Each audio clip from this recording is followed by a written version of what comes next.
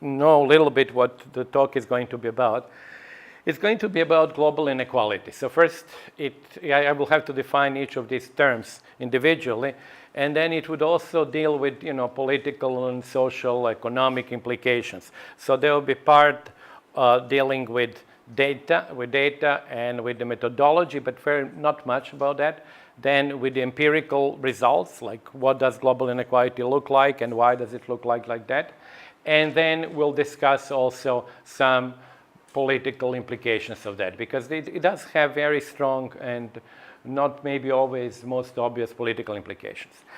So I would like you also, in terms of to make the class maybe more lively, to ask questions, clarifications, and all that during the class, because I'm afraid we have only this class. I know that I would actually stay for another hour afterwards or so obviously you can come and talk, but I think it's better that you ask questions during the class.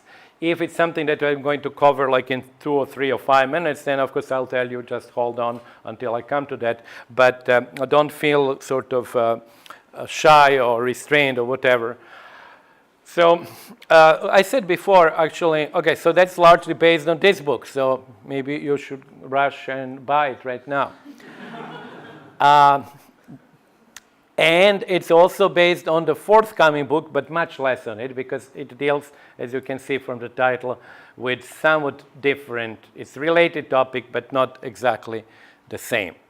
Now, I already said before, let me try to define, because it's important. I know that nobody likes definitions very much, but it's important to define what global means, what income, and what inequality means. Global means, of course, the whole world. That's kind of simple. But in this particular case, when I talk about global income inequality, I treat each individual in the world as one. So I treat everybody in the world equally.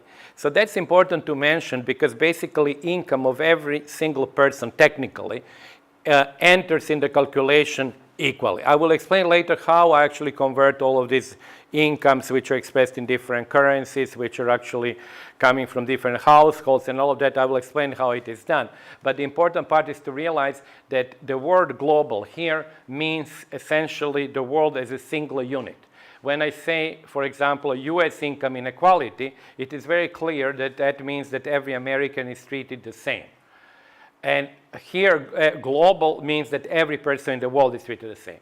I have to mention that because the word global is often used, which I think is more accurate to call it, in my context, international, because it is not inequality between individual countries. It will come to play a role also in this context.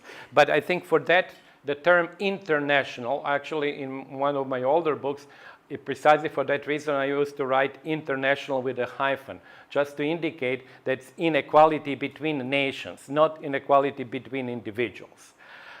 So that's, first of all, global, because global is used really in a very different context. It always means something like for the whole planet. But in this case, it really means for the whole planet, but with each individual being a unit that we include into that calculation. Income means that it is a total amount of, money or imputed income, I will come to that in a minute, which people receive over a certain period of time. Now, what does it mean? It sort of starts very simply. It means the wages and salaries and all these other benefits which go with labor. It means all property incomes. These are interest, dividends, rents, and so on. Then on top of that, self-employment income. This is the income where you actually have both labor and capital kind of difficult to disentangle. Then it includes imputed incomes. As I mentioned, these imputed incomes are very important in less monetized societies. For people who work with income inequality, the more monetized, the richer the society is, the easier it is to deal with, because essentially all transactions are monetized. This is a topic of my next book, Capitalism Alone, that I think we are moving towards a society which every single transaction will be monetized. Even transactions like, you take your kid to school, you charge him, 50 cents to take him to school. So I think we are moving toward that type of a society.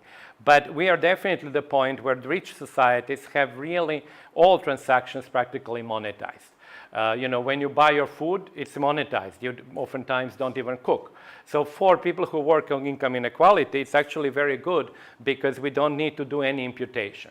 Now, where imputations comes into picture is when we deal with less developed countries, in particular with Africa, where you actually have, and not only Africa, parts of Latin America, parts of Eastern Europe, former Soviet Union, where you have a significant segment of the economy which is actually not monetized and where people work, for example, people who have their own garden or farm workers who are actually also producing for their own consumption, and then you have to impute that income to them.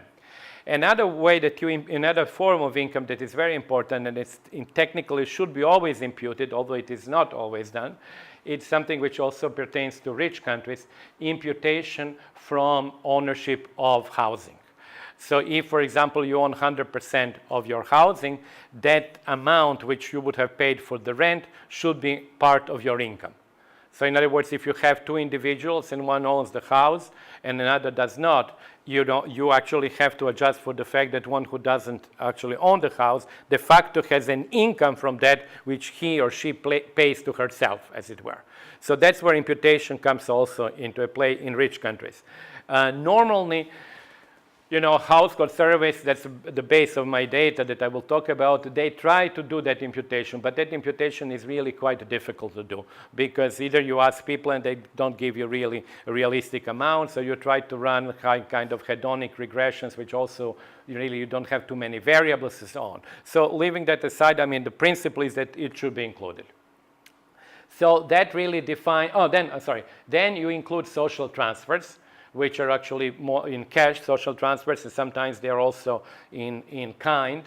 Like, for example, what used to be called food stamps in the US, they are actually transfers in kind. So you have to include all the social benefits that are received, and then you have to deduct direct taxation. So that's basically how income is defined. That income is reported in household surveys around the world, and I will talk about that later, how that provides the basis for this stuff about global inequality.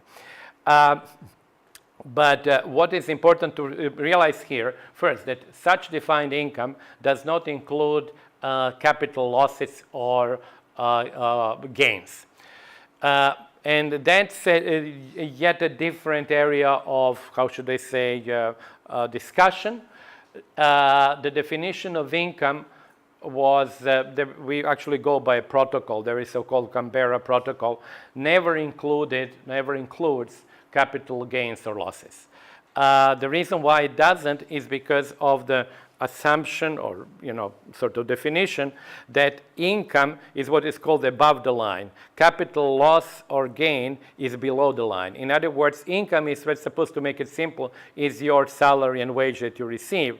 But if there is a capital gain or a loss on your apartment, that changes your wealth position. So that has an impact on your wealth. It doesn't have an impact on your income. So in a kind of very simple way, if you're like a worker and receive a wage, this is your income.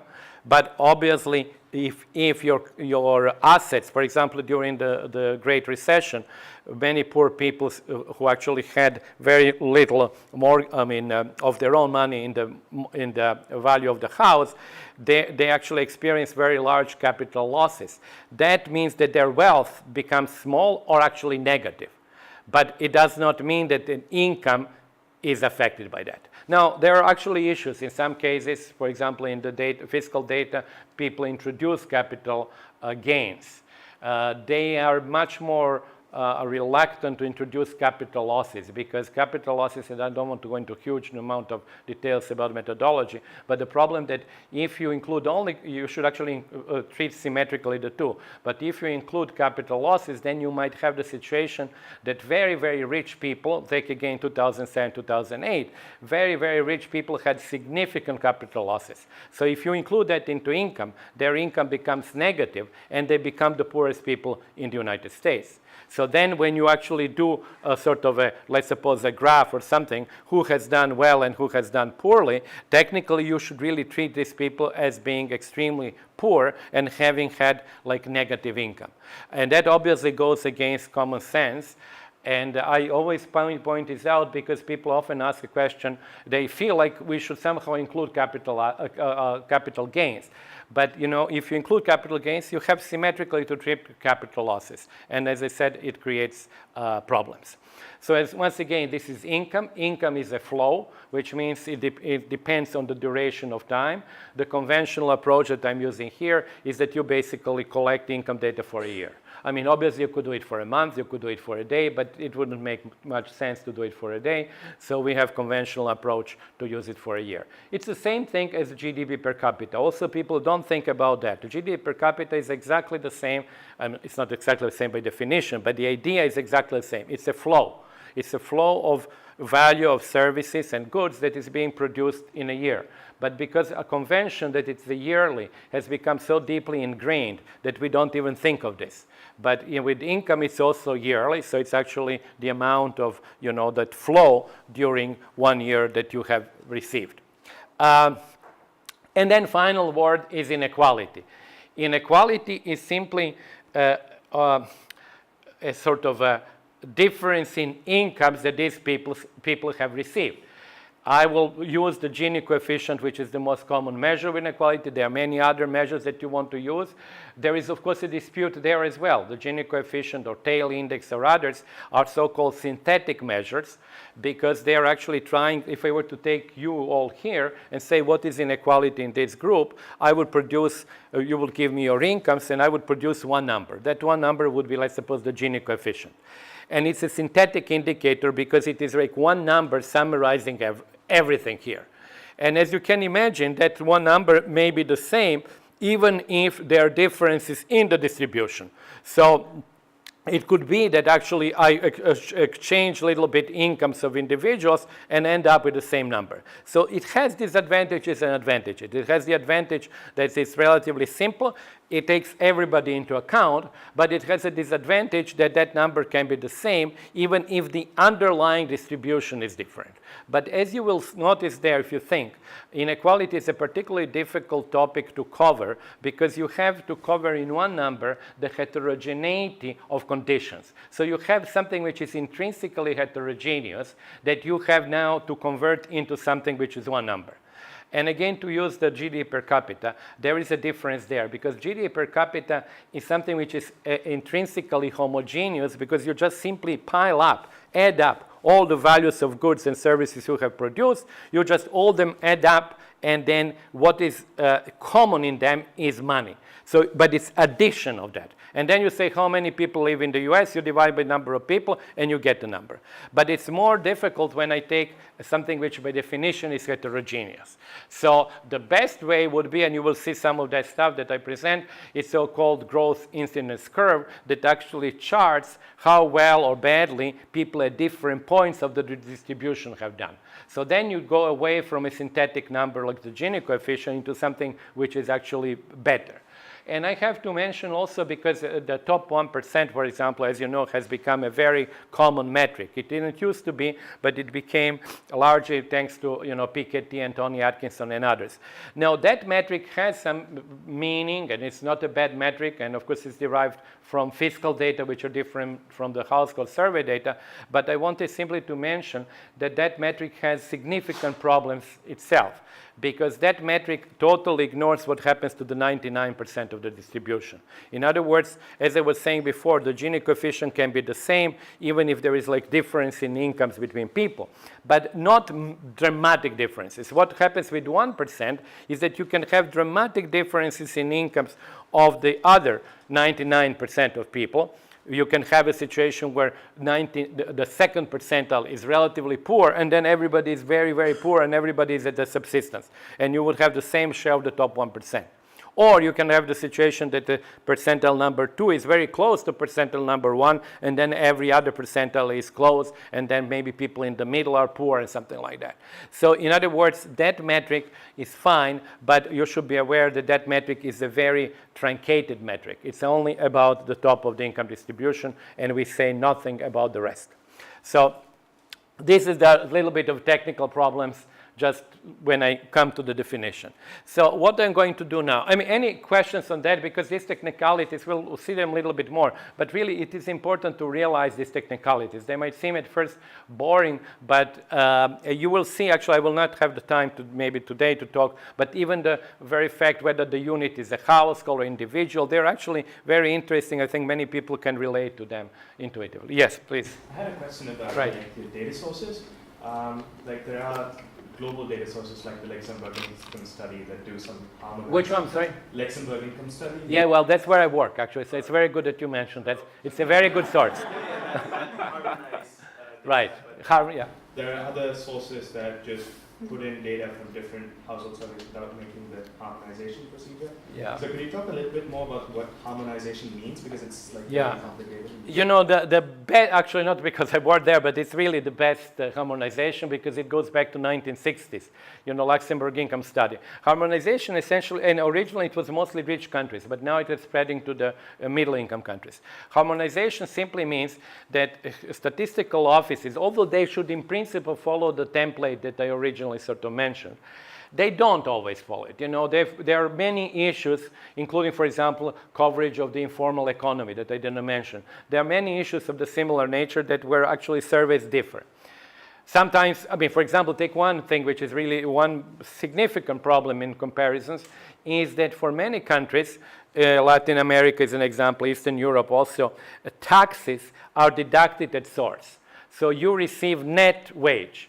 And when people report their wages, they report wages net of taxes.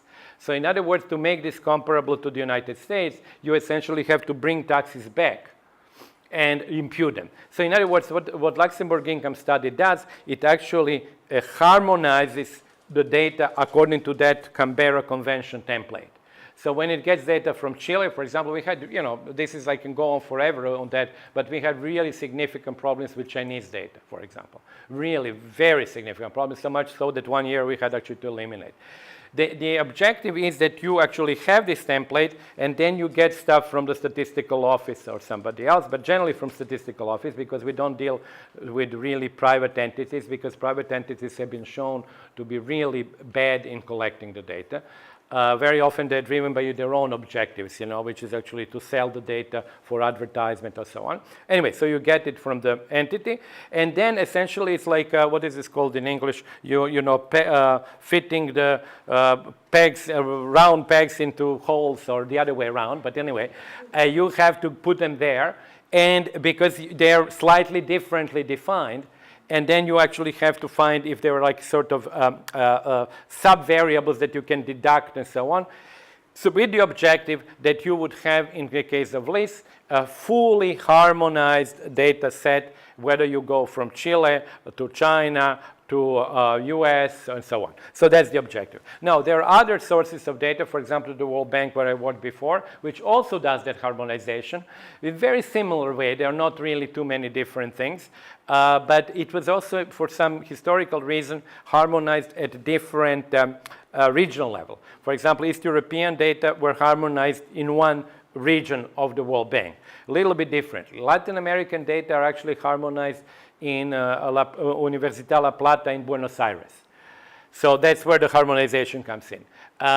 Middle Eastern data now in the last 7-8 years have become really very well harmonized in Cairo, in what is called the Economic Research Forum.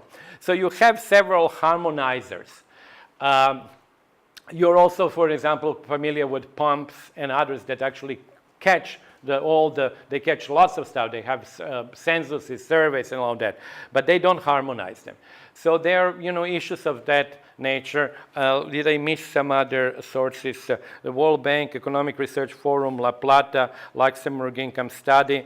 Asia is not harmonized because there are no really single sort of units in Asia. Asian Development Bank doesn't do it. So we have really, and that's another big topic, you have Chinese data which are really, you know, problematic.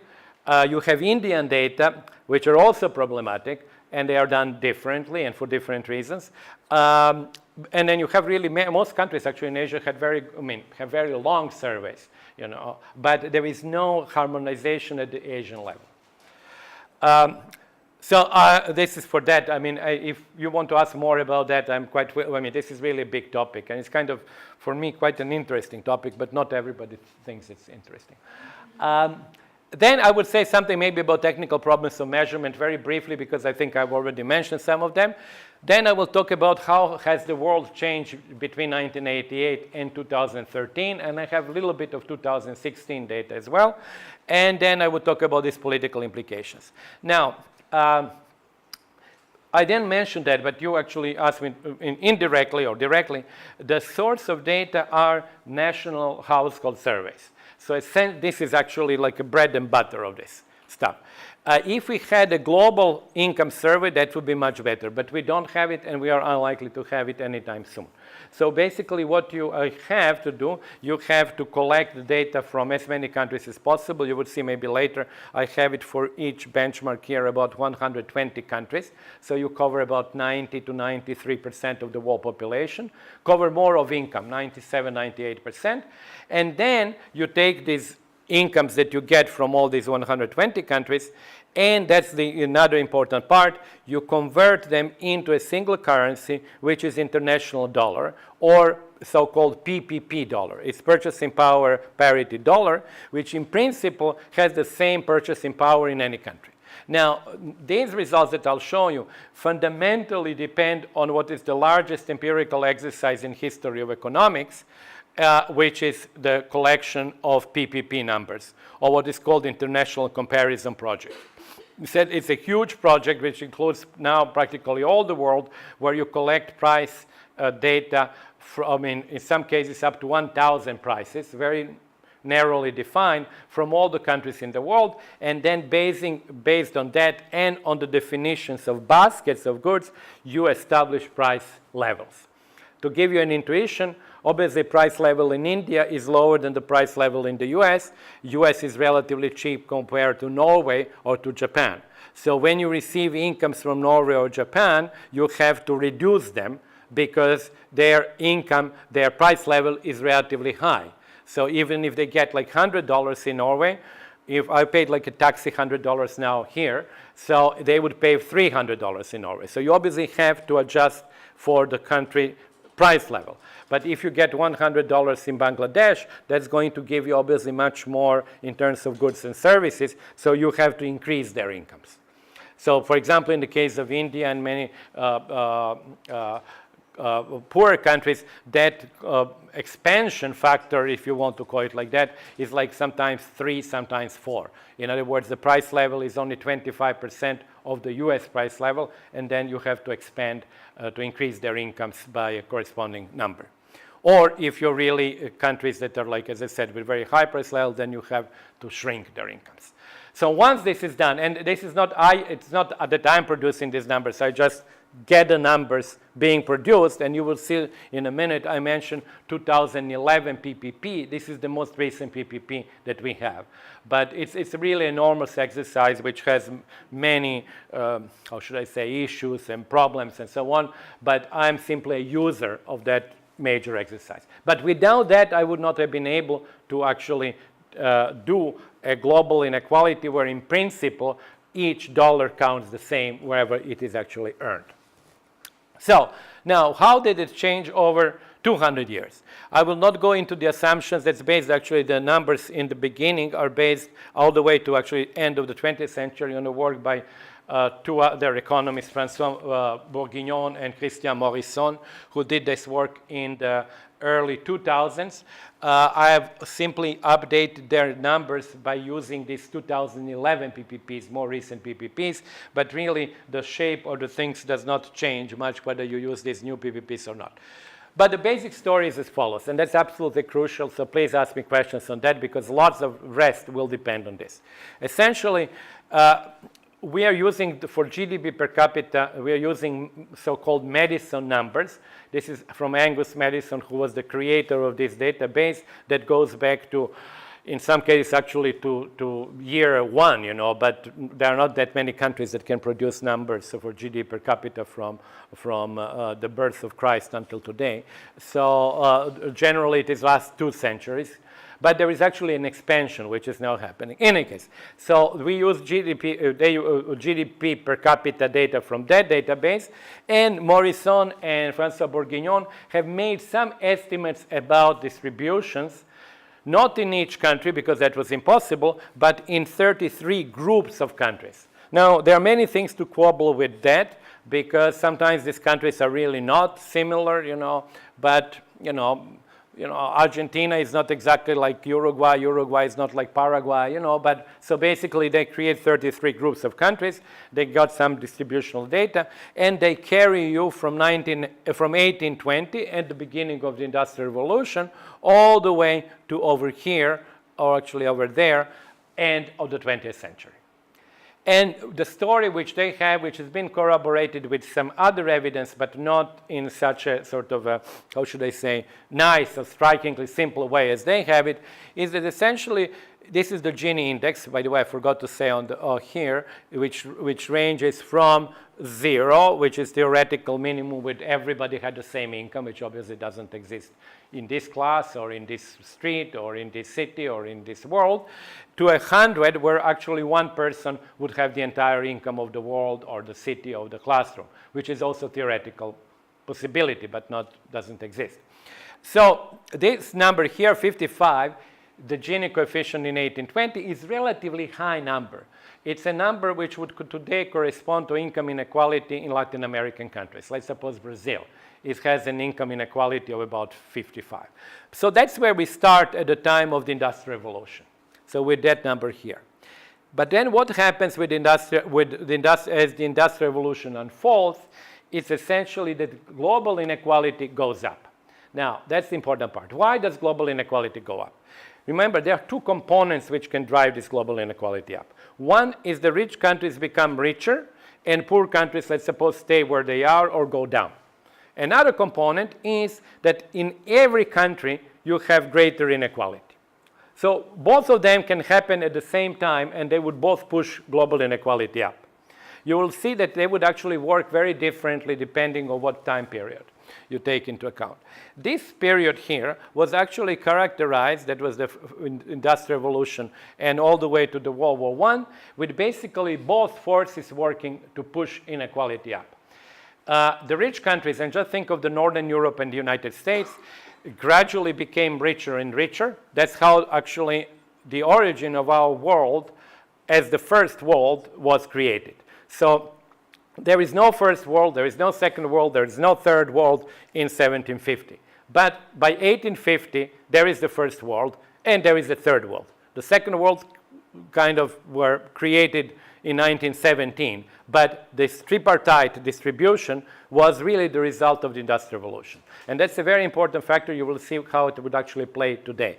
So you have two forces. Rich countries became richer, China and India, and you should really sort of think of the world simply as the rich part of the world plus India plus China. China and India stayed at the same level of income or declined. So what does it do? It actually pushes global inequality up. And at the same time, in most of the countries which were developing, where the population was going up, like the UK, like Northern Europe, like the United States, you had a within nation inequality going up as well. So you have two forces. And that's why the world becomes significantly unequal as we move from, however, as we move from 1820 to actually to a plateau, which was around World War II. And as you can see there, the Gini coefficient is over 70, which doesn't exist in any country in the world. Not even South Africa has that. So it was extremely unequal world. But then what happens, you actually have a sort of a plateau of that inequality. As you can see, it is, well, where is my, keep on losing it. It is a plateau here with more or less same level, because the differences in the rates of growth of poor and rich countries over the period from 1950s to the 1980s did not differ very much. And mind you, it really, what is important here is really the population sizes of those countries. Because Africa, which of course had a very bad decade from the 1980s and 1990s, it was still then with relatively small population. So it didn't have much of an impact. So there was a plateau of very, very high global inequality from the end of World War II to the practically almost to the end of the 20th century. What happens then? And that's actually what is important part in this story, and it's important part of global economic history. You have the rise of Asia. Now, the rise of Asia is basically mimicking the rise of the West in the early 19th century. But since these countries, Asian countries, China and India and others, in the beginning, in the 1980s and so on, are relatively poor, their faster growth is equalizing, whereas the fast growth here of the rich world was disequalizing, because in 1750, for example, the gap between Northern Europe and China was very small. It was variously, there was some debate even whether that gap existed, but I think the most recent evidence, we actually take very rich parts, for example, of the Yangtze Delta and their data on incomes of people there, and we compare with the incomes of people in Northern Europe, like the Netherlands, which are very similar in that sense, and we find the difference already by 1750 to be 2 to 1. But by 1850, the difference was 8 to 1. So the disequalizing change of the Industrial Revolution is what drives global inequality up in the 19th century. Now, the rise of Asia is the catching up of relatively poor countries with rich countries. So that's where we have now, from the turn of the century and onwards, we have a period of the decline of global inequality. Now, however, and I will actually spend more time on that, that period is different from the other because it is the decline or the catch-up of the mean incomes of the poor countries coincides with rising income inequalities within countries. So now we have two forces working one against another. Think of China. China is getting richer and richer, and it's catching up with the rich world, and during that catch-up period, it significantly reduces global inequality. But within China, inequality has exploded.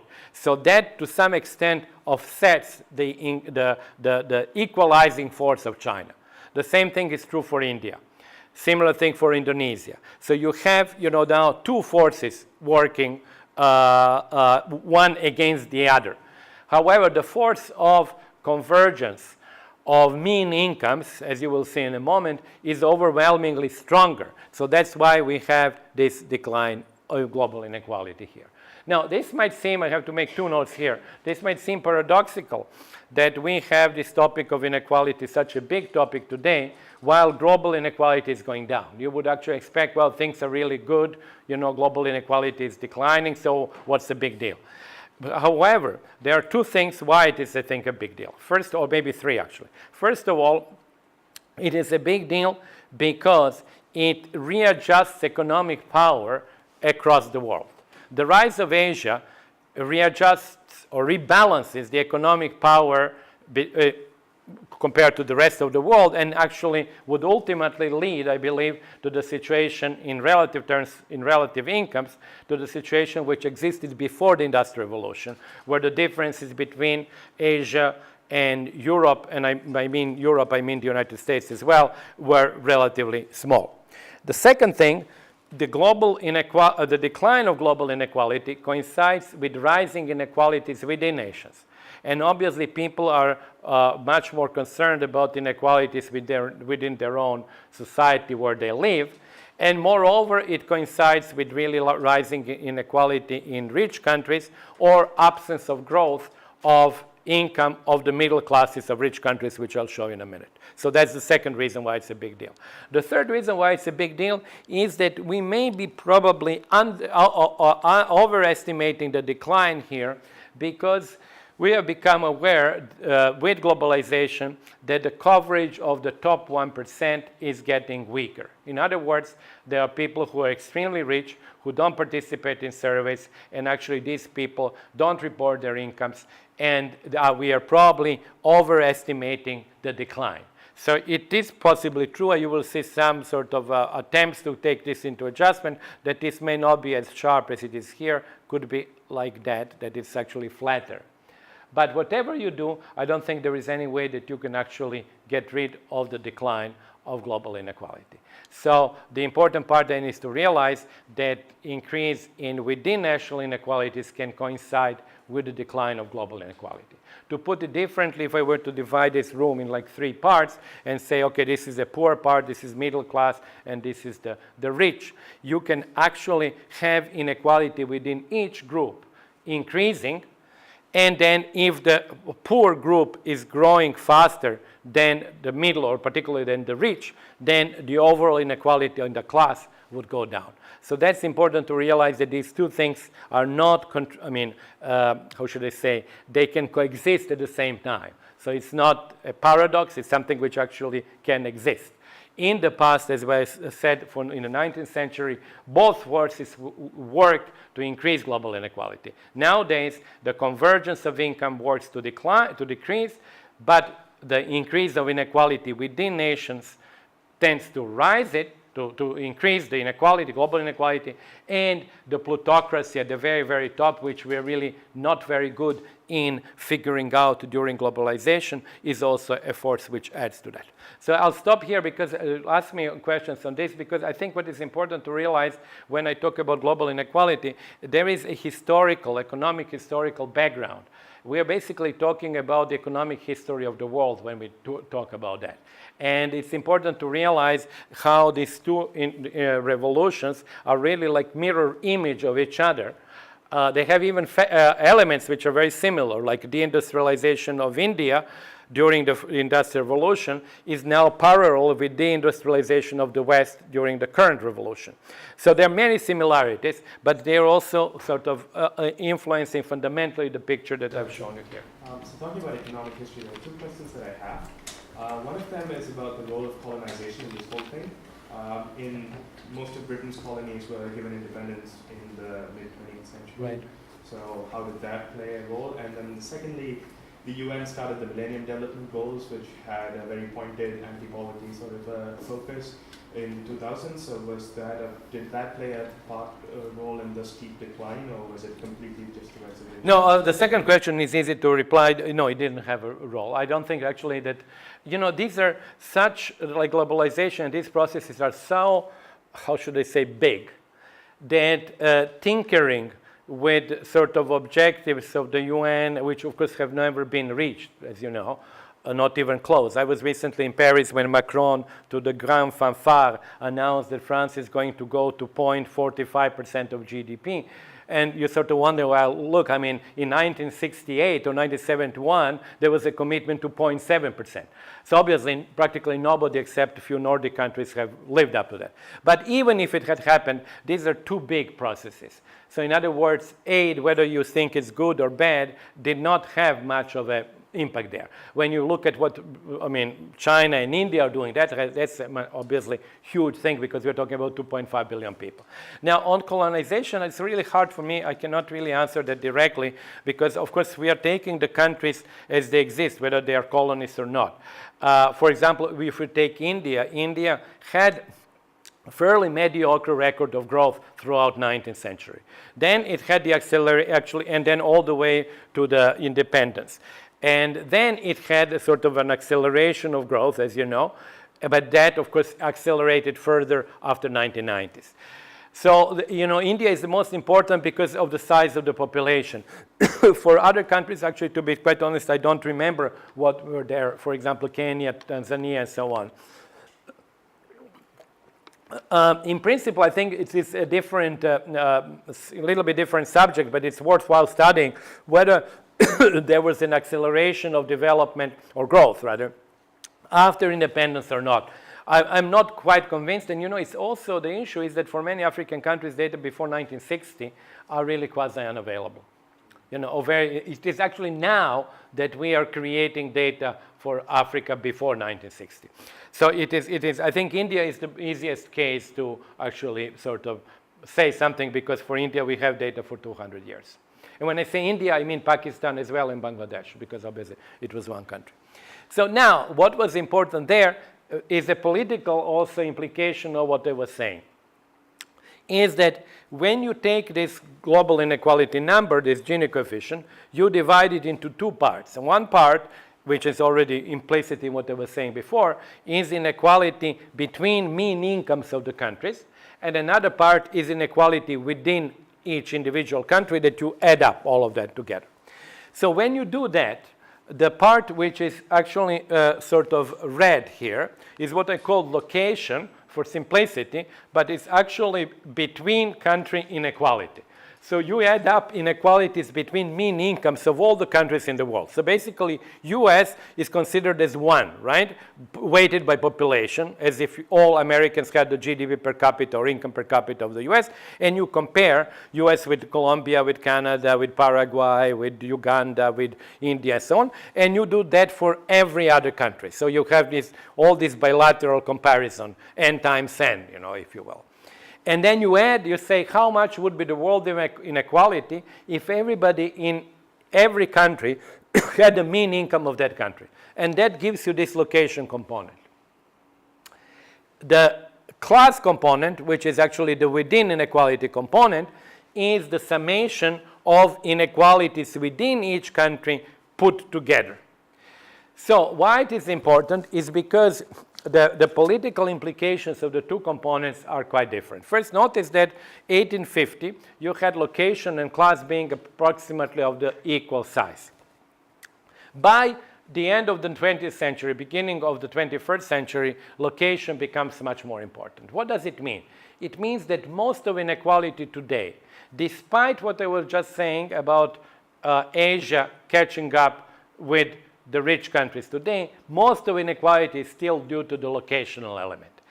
In other words, if you were to fully get rid of the class component, which is the inequality within nations, you would reduce global inequality by, I think actually depending on what measure you take, but you would reduce it by about 20 to 25%, or even in this particular case, it's even less, maybe it was like 15%. So that raises one fundamental issue. If you, for example, are cosmopolitan and you really care about global inequality, the question becomes, should you, or let's suppose individuals really cannot influence global inequality, but let's, for the sake of argument, suppose that we can. Should your effort be directed towards a reduction of inequalities within nation states, or should your efforts be directed toward convergence of incomes of poor and rich countries? And when you have this kind of distribution, it's very simple to say that actually it is the latter. It is equivalent, convergence of poor countries towards rich countries, which is absolutely crucial. Now, this has many implications. I will not go through all of them. Some of them you see in the title of the graph. But some of them are actually something that we deal like on a daily basis in the news, and that's the issue of migration. The reason why migration, particularly in Europe, is going to be a secular issue is that the gap in incomes between Europe and very many countries that are quite close, and historically close, because it is a historically Europe was basically a continent created around the Mediterranean, so it's basically the same unit. The gaps between the northern shore and the southern shore have never been as high in history as they are now. In relative terms, like ratios, in absolute terms, obviously, they have never been as high. So if you have location as a dominant feature of the current world, then you have to have constant pressure for migration, because migration does not respond to idiosyncratic, in this case, factors that somebody likes this climate or this language or this whatever singer and moves to that country, but responds to fundamental differences in mean income. So that's why you have a very strong political implication of what I was saying before. Now, why do I put Marx and Frantz Fanon is for the following reason, because here, that actually coincides with the time, that Marx was writing Das Kapital. You can actually say that obviously he didn't have these numbers, but if he believed, and it was not kind of out of the, how should I say, it was not wrong, given that what we know now about the situation in 1850s or 1860s, that the differences or the major cleavage is within each nation state, between rich people and poor people, between landlords and peasants, between capitalists and workers. And that's actually reflected here in the importance of the class element.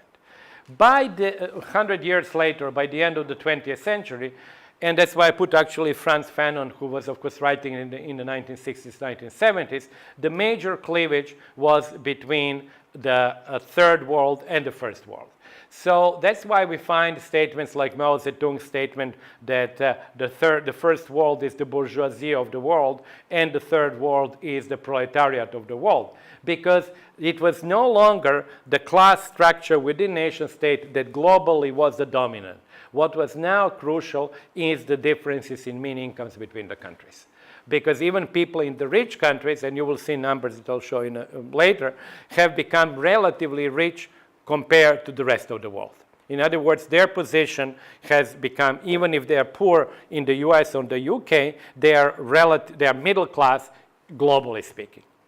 So that was actually the main cleavage, became the cleavage between countries, not within countries. And as I say, I will not expand on that, but you can see that it has an enormous amount of implications, political implications, including the very fact that when you have a class component which is small, which implies that people from poor countries, who are poor in poor countries, are many times poorer than poor people in rich countries, you cannot really talk about what Marx had in mind, or Engels, about proletarian solidarity, because you have huge differences in actual incomes between those people.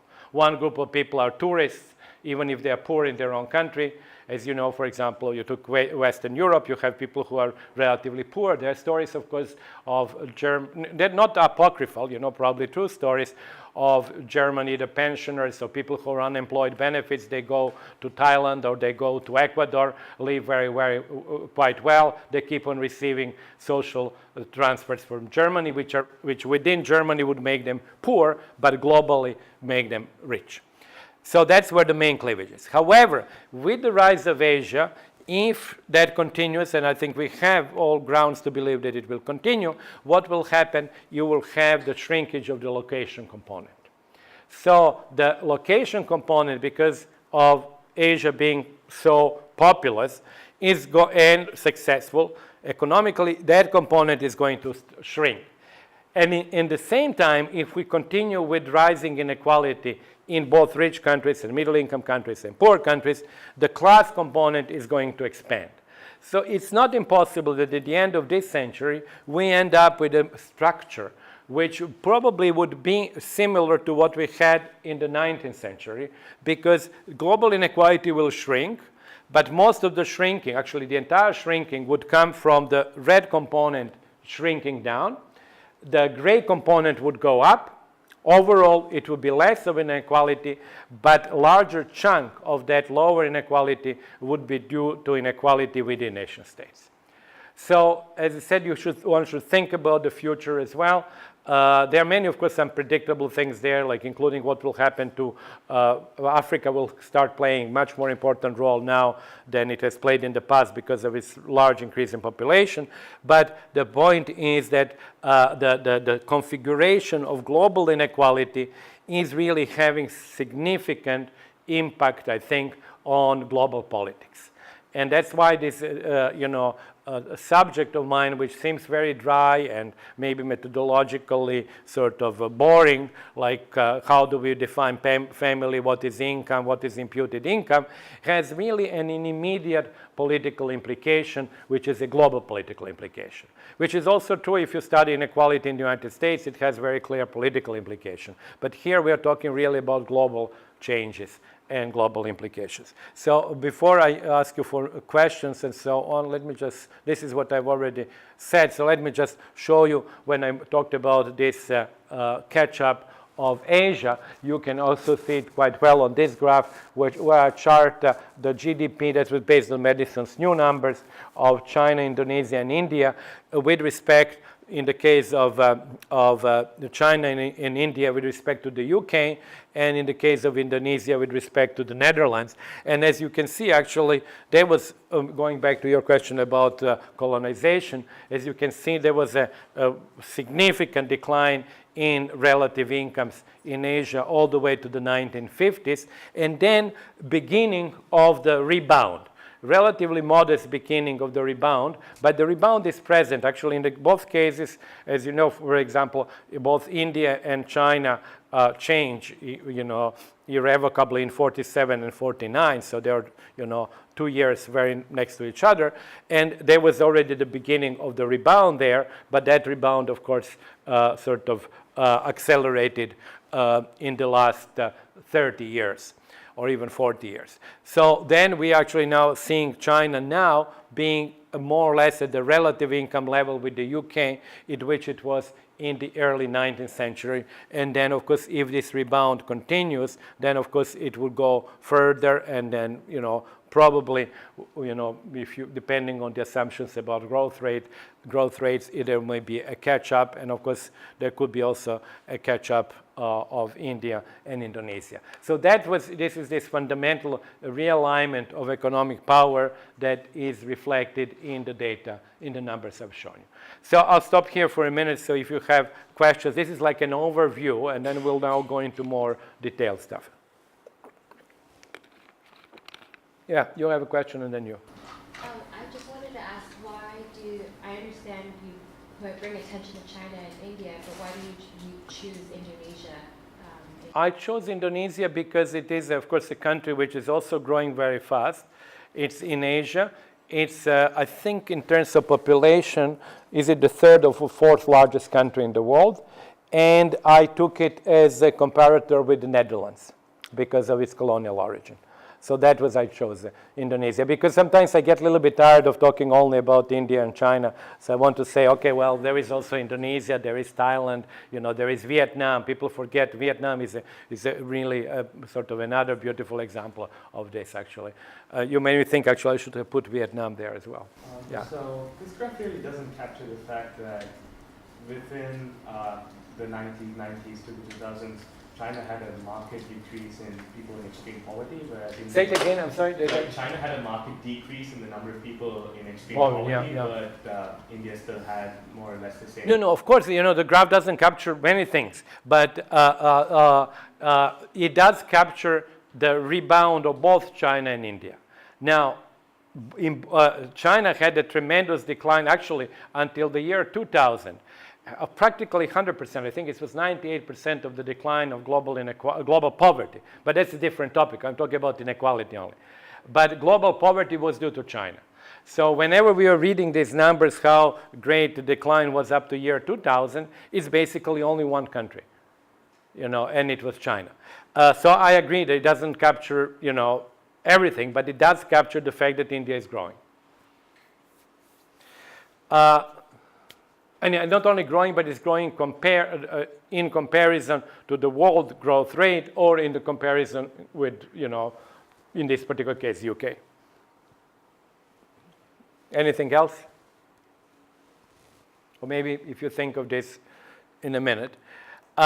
So the same story, maybe I should skip this graph, it gets too complicated, but really basically it's the same story told in a slightly different way. These are now, let me start with the stuff on the top. These are the numbers at 5-year intervals, because that's how households, and actually 3 years in the most recent period, intervals with household survey data with individual incomes. That's what I was talking about before about global inequality. So these are actually now, these numbers here are simple, these dots are, let me just go back, are what you saw here at the very end, but with not all the dots. So basically, from this period onwards, we have micro data from all the countries in the world, more or less, and we don't depend on Bourguignon-Morrison assumptions. So we have kind of micro data. So these micro data are then shown in this graph here, and this is actually what happens to global inequality. As you can see, there was this significant decline. However, the top number, which is adjusted global inequality, adjusts global inequality for that inability to capture top 1%. I will not go into how we adjusted for that. Take it as one possible way of adjusting it, relatively reasonable. But obviously we are working there in a territory where actually you have to make adjustments. And you're not sure if you're over adjusting or under adjusting. And then, as you can notice, then of course, if you include higher incomes for the top 1%, the level of inequality becomes higher and the decline is not as steep. So you notice that. So this would be these are really basically the numbers which are based on household survey data from 1988 onwards. Now you can ask me, why don't you have household surveys from before 1988? And the reason is that you really had three big events that happened around that time. First of all, China started reproducing or sort of reintroducing household surveys from 1982 or 1984 because there was an interruption between the Cultural Revolution and 1980s. So obviously you're not going to talk about global inequality without China. So that's one. Secondly, many African countries actually developed their own household surveys only in the 1980s. Because before that, there was no statistical capacity. The World Bank was not really helping. The World Bank was really important with African countries to actually, many cases, finance the collection of data. And the third one was the fall of the Soviet Union or the fall of communism, which led to the release of the data, which, for example, in the Soviet Union were kind of secret. And now you actually had surveys and you had data. So the three events made it possible to cover China, Soviet Union, and Africa. And they all happened around mid-1980s. So that's why we have 1988. Do you have a question? No, you don't. Okay. So that's where these numbers come, and that's why they start in 1988. Now, the other two graphs are simply, kind of interesting. This is based on annual numbers. This is based on GDP per capita, and this is so-called international inequality, as I defined it before, mean incomes of the countries compared to each other, but population weighted. And what you notice with large countries like India and China sort of starting to grow very fast from around there, late 1980s, or maybe even mid-1980s, this line just simply goes down.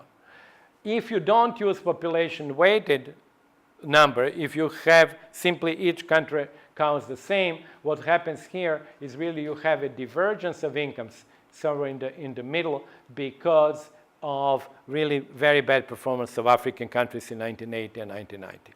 So I will not go further into that. It's actually for people who want to maybe study economics of growth or something like that. It's actually, this is what is called, unconditional, in this case, unconditional divergence. And then in this case, it's actually some mild conditional divergence, meaning that countries that are poor are growing on average faster than the countries that are rich. Now, that whole movement has actually some interesting details. I will go quickly over some of them.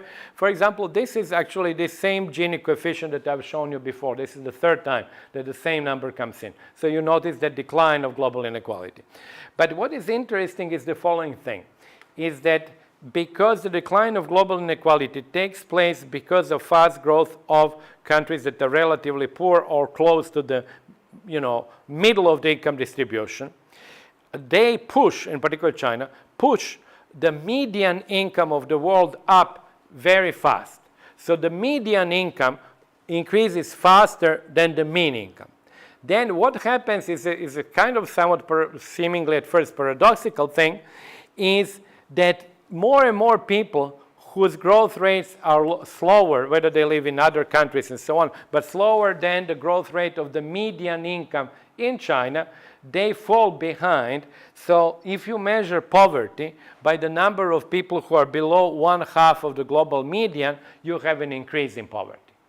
So this is, why things get a little bit complicated. So you have a decline of global inequality combined with increase in inequality in practically most of the countries, combined with very fast growth rate of the median income of the world, and then combined with an increase in poverty measured as number of people below 1/2 of the median.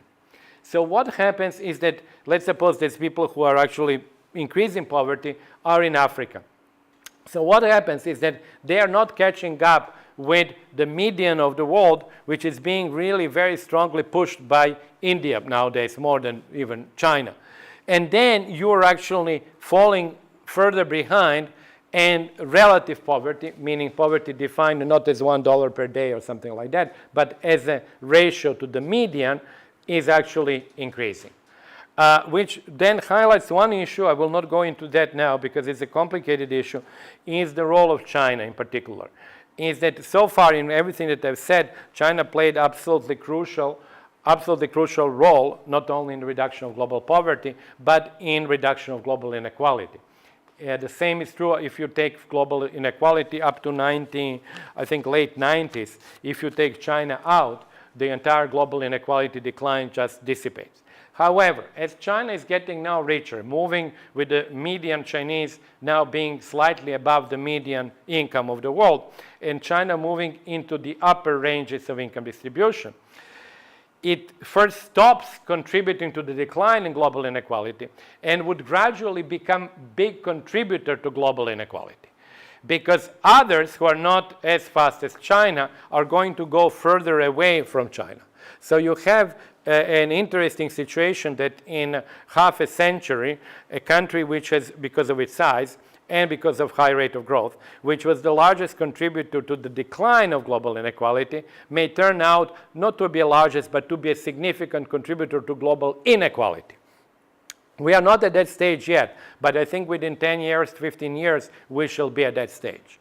And then many of these things that we are talking about, where I said China has a very positive role, will sort of reverse because it pushes lots of people obviously out of poverty to become richer, but it then creates a distance between herself and the rest of the world, which is poor, which is not really catching up. So these are these peculiarities of the global income distribution that even things that on the face of it seem at first prima facie very positive may turn out to be different. So large gaps in mean country incomes raise two important issues, political issue. One, I don't know if I will have time to speak about that, but as I've been writing about this, was so-called citizenship rent, which is basically an income that people have thanks to the fact of being born in the rich country versus being born in a poor country. And that raises a political philosophy issue, whether global inequality of opportunity is an issue that we should be concerned or not. I think it's an important issue. It's an issue that only political scientists have been working on. And when I started working on this like 20 years ago, they were the first ones who got interested in my work because they've been working on that from a philosophical point of view. Economists have now worked on that because they first, as you know, didn't like inequality. They didn't think that it really mattered, and they didn't want to be bothered with that, and they really didn't know anything 20 years ago. But now things are different and better. So then it raises the following issue. We all generally tend to agree that inequality of opportunity within a country like the United States is not something that is desirable. In other words, what I think broad population, practically even the right wing or the left wing or the centrists would agree that inequality of opportunity there should not be inequality of opportunity. In other words, opportunities should be equal to everybody. That's at least in principle. But we never ask the question whether that applies only to nation state or to the world. Now, the only people who asked this question were political philosophers. I will not discuss it today because it's a political philosophy issue, but what actually attracted them is that with the data that I had and the data that now exists, you can actually answer that question. No, you cannot answer it yes or no because it's a philosophical question, but you can answer it with numbers to some extent. So you can actually say which one of the two components is more important. And then, of course, migration and national welfare state, that's yet another issue because if the location, as I've argued before, is a dominant component of global inequality, that leads to migration. If migration has negative effects or some effects on national welfare state, or if national welfare states really have hard time surviving in globalization and migration, then it leads to the question what will happen or what would replace national welfare states. But I will probably not come to that. Now, let me just show you a cool graph. This is one which shows you the following thing. Let me start. This is the US. What you do on this graph is the following thing. You start with income of the lowest, second or third. I don't take the bottom one because they're like oddities in the bottom percentile. The second or third percentile of the Americans. So they're here.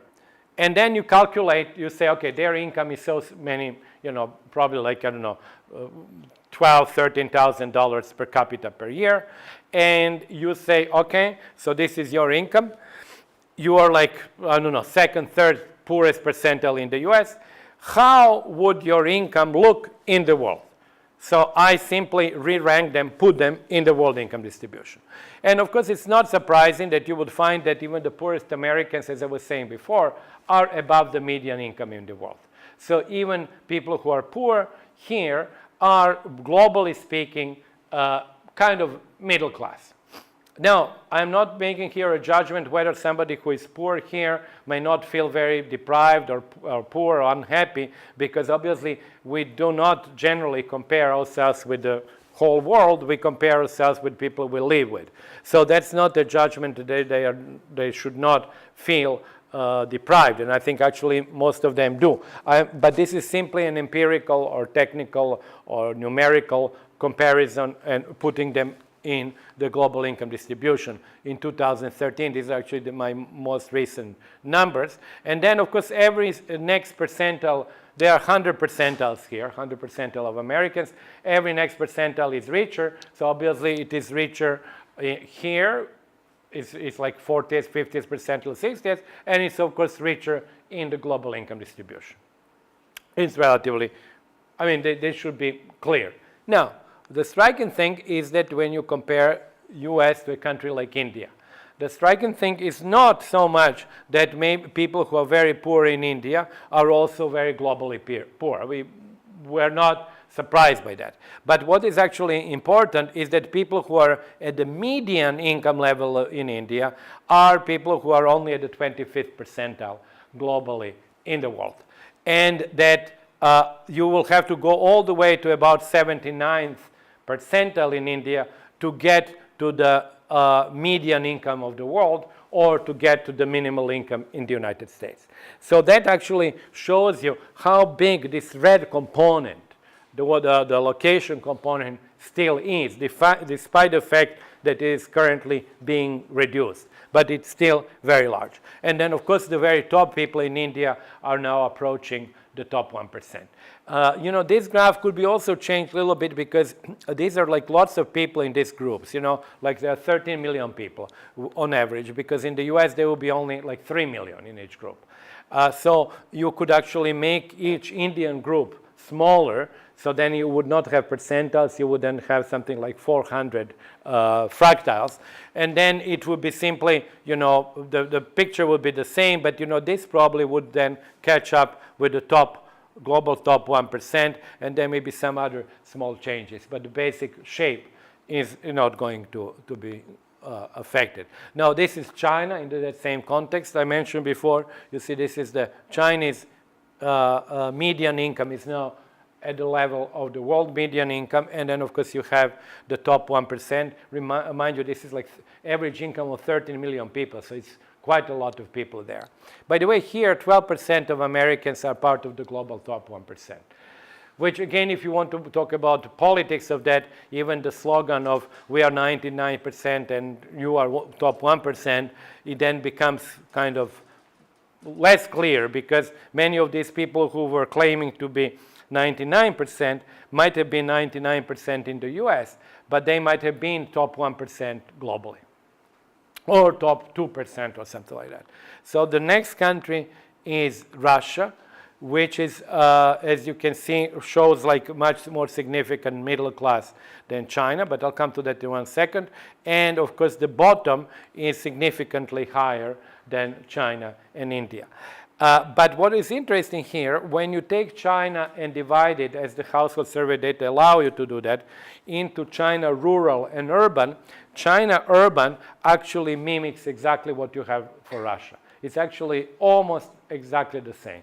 So yeah, I could actually change this Russia and call it urban China, but then rural China becomes a country which is between India and China.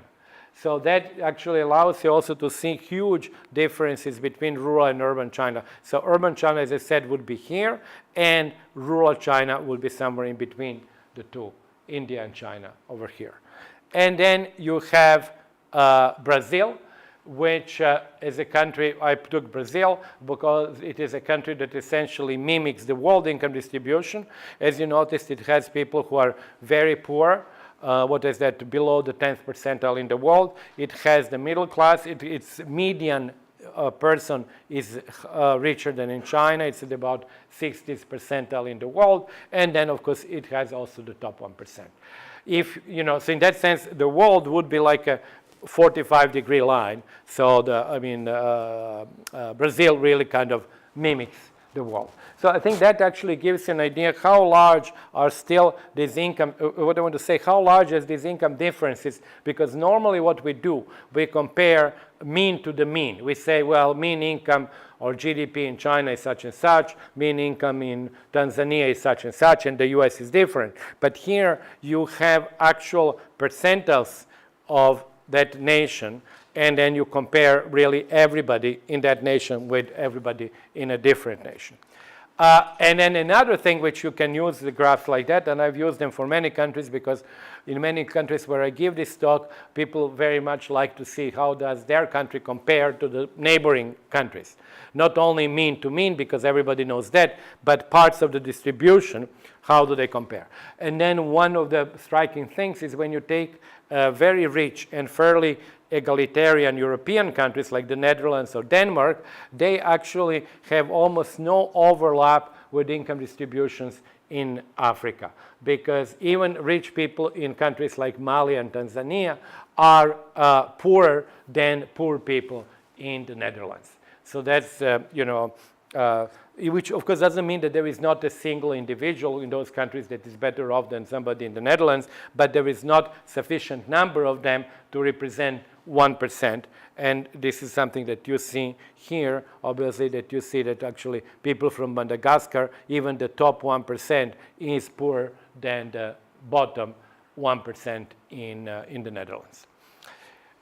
Which then, of course, also can be used, and if you want to discuss the issue of aid, that the aid, when it goes from countries like the Netherlands to countries like Mali and Tanzania, can absolutely not be regressive, because the median taxpayer who is actually transferring money in, let's suppose you have a transfer of $1 from the Netherlands to Tanzania. The median taxpayer dollar comes from over here, from the 92nd or 90th percentile in the Netherlands, and then there is just, probability-wise, there is nobody who is going to be above that level in Madagascar. So there is no way that the transfer could be regressive, meaning transfer from a poorer person to a richer person. Any question about like rural-urban in China? Yeah, in China that you're talking about. Does that count as location in your analysis, or does that count as class? No, in my analysis, China comes in that analysis as one country. So I don't have rural-urban. But if I were to break it, yes, I could actually put it one way or another. But in my analysis, because when I do this location versus class, it's only countries that come in, China is very interesting because of this large gap between rural and urban. And because it's so big country, so that actually both rural and urban are 700 million people. So that's actually, and of course the eastern coast versus the inland and the west, yeah. So let me then go quickly over the technical issues, and I just want to mention three important technical issues, and then I don't want to go further in that. One issue is the nature of PPPs. I mentioned before how important PPPs are, because without PPPs, I would not be able, or nobody would be able to do these things, because you would not have comparable comparable units. The thing is, however, that the PPPs have in the most recent versions, that there was 2005 version and then 2011 version, the PPP results were quite different.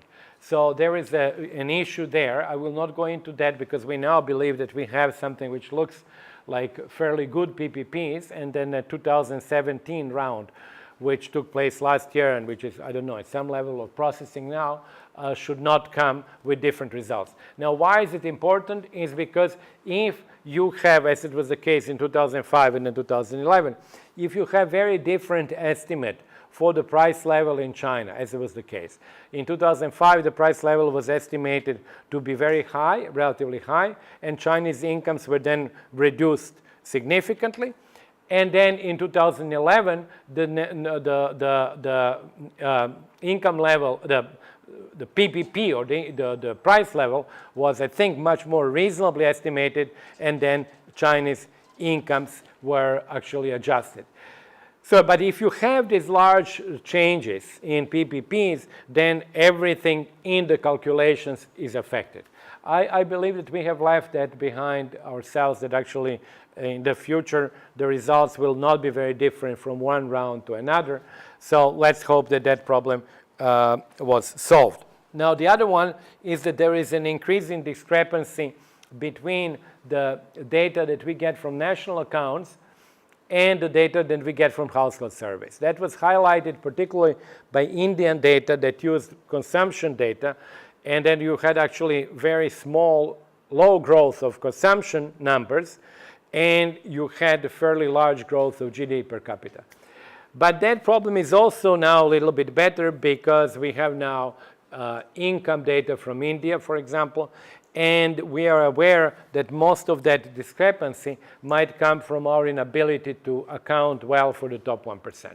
So essentially, we now are left, I think, with one major problem when it comes to household survey data, and that's the issue of the very top 1%. I think that PPPs are, are on their way to being solved. I think this discrepancy is also less, but the inability to capture top 1%, I think, is greater. Partly because, as I said, people don't want to participate in surveys. They give you untruthful responses. And because with globalization and with ability to move money around and to move yourself around, there is a group of people, a category of people or class of people that have become absolutely impossible to track by national accounts.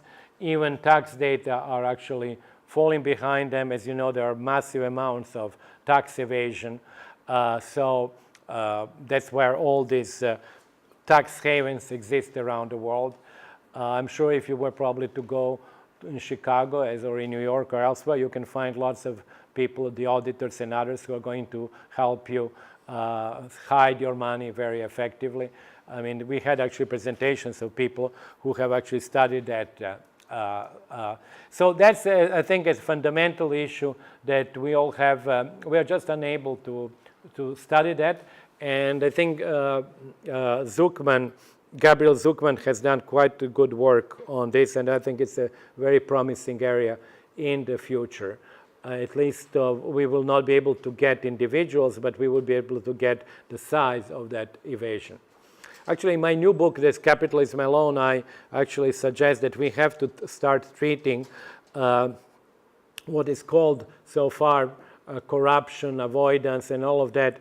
I think we should start treating that as a source of income. In other words, not as a pathology, because it has become so big that it's no longer a pathology. It is just part of the normal functioning of a globalized capitalist economy, which is basically corruption. And so I think that we have income from labor, income from capital, income from self-employment, income from corruption. Because we have to take, as economists, actually an empirical, a neutral attitude. We are not preachers nor priests. to take an attitude. But I think the size of this problem is so big that we have to acknowledge it, not as an anomaly or as a pathology, but as a feature of the model of the society that we live in. So after this big lecture on corruption, which, as I said, we are not including in household surveys because obviously people can report, because you're not asking them whether, for example, informal sector economy is reasonably well covered in household surveys because you don't really care. You don't ask whether it is a job that you did on the black market or not. You don't care about that. You don't ask. And people report income. But obviously people at the top who have huge amounts of money from illicit transfers, no, they will obviously never report that to you. As they also underreport significantly income from capital. So just to give you an idea, for example, there is a fiscal data which are better for the top 1%. So this is the US, the blue line is the US top 1% fiscal data from Piketty, Size, Atkinson. So you noticed actually this is from fiscal data. So this is the share of the top 1% in the US fiscal data. What we did with Luxembourg income study data, we adjusted them to fit very well, or the best that we could, to fit fiscal data, because fiscal data are before taxation. Our data are after taxes, but fiscal data are before taxes. And then, as you notice, the best we adjusted, we actually do have a significant underreporting at the very top. And we know now that most of that underreporting is due to people underestimating income from property. So like 3/4 of that gap, which exists here, is because of underestimation of the top 1% of their income from property. And then on top of this, you have to add income which is never reported, because this is the tax authority income. So that's the income that you have an incentive to underreport. So if you really did not have incentive, and if you didn't have all of these upstream deductions and other things which rich people do, that blue line would have been, maybe the true blue line is over here. So the gap between this true blue line and this is what is essentially hidden from the tax authorities, and the gap between this blue line and red line is what is not reported in the surveys because people don't want to participate, and they just tell you much lower level of capital income that they have simply because they might feel uncomfortable or they don't want to actually calculate these amounts and so on. Now, it's not the case in all the countries. For example, notice here, I took 1% for Norway. Now, in this case, you see list data for the top 1% and fiscal data really go very well. Where we notice this difference to be quite large is in the UK and the US. So it seems, to be in the more financialized economies, the gap seems to be larger than in the rest of continental Europe, where the gap, as I've showed you that for Norway or for the Netherlands, for example, is relatively small. So that's, I think, the only thing basically. No, it's not, when I say the only, I don't mean that it really doesn't matter. It's a significant problem, but I think this is really the next frontier, I think, in terms of development of what we should do. When I sort of imagine how we should have the data in the future, I see it basically as 3 blocks. One big block, because that's actually basically the data for 99% of people, is the block of household survey data that we have. On top of that, we have to adjust for that 1% inability to capture their actual fiscal income. And on top of that, we have to adjust for their ability to hide income. So these are the 2, I think, next steps that I think should be hopefully taken. So now let me finish. We'll start the next section. This is actually now the part that this section will deal with really the changes in income distribution, global income distribution, between 1988 and 2011, 2013. That's where maybe you've seen this, elephant graph comes in, which shows what happened to different parts of the income distribution. So, but before, I will do that in the next part of the class.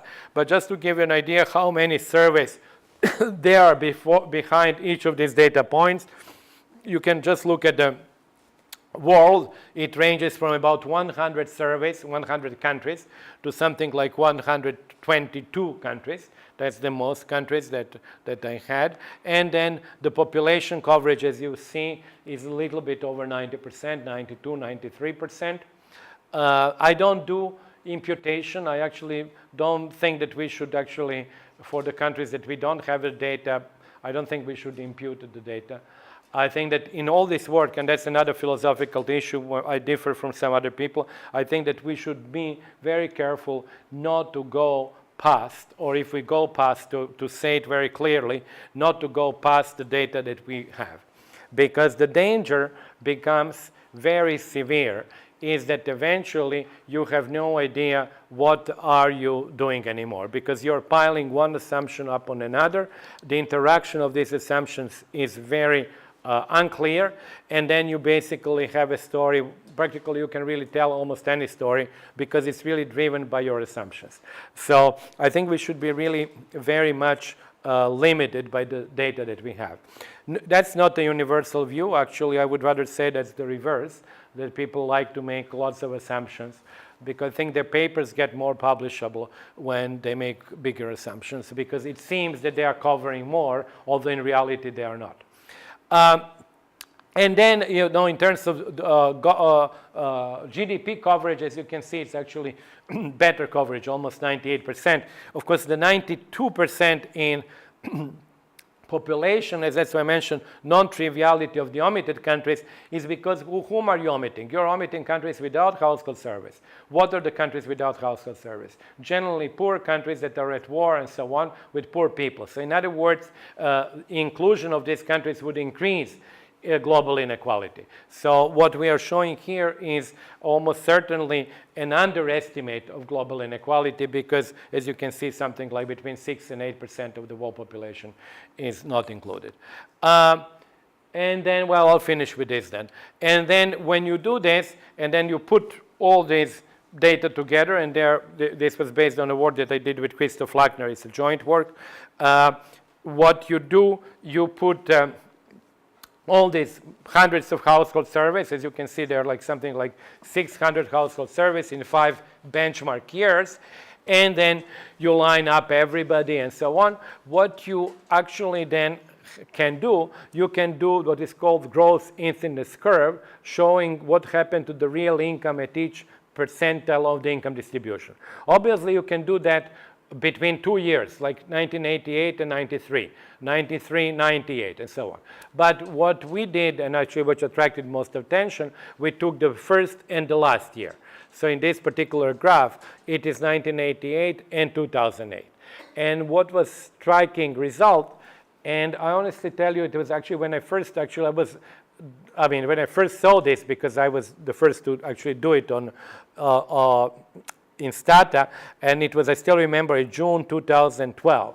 I immediately knew that was something which was quite powerful, because we all knew that this was happening, but nobody had numbers to show that. And what you can see on the graph like that, on the horizontal axis, you see position in the global income distribution. This is by ventile, so-called 5%, and the very top is actually 1%. But I have many other versions of this graph with each percentile as well. And then on the vertical axis, you see the increase in real income between 1988 and 2008. I don't know if you can see. I'm not covering the graph, right? Okay. So, and 3 points stand out, and that's why this graph attracted so much attention. The first one that I can call point A, which is towards the median, or the middle of the income distribution, where you see this very large increase in real incomes, on average 80%. But of course, individual country deciles behind that have 300%, 400%, many of them from China.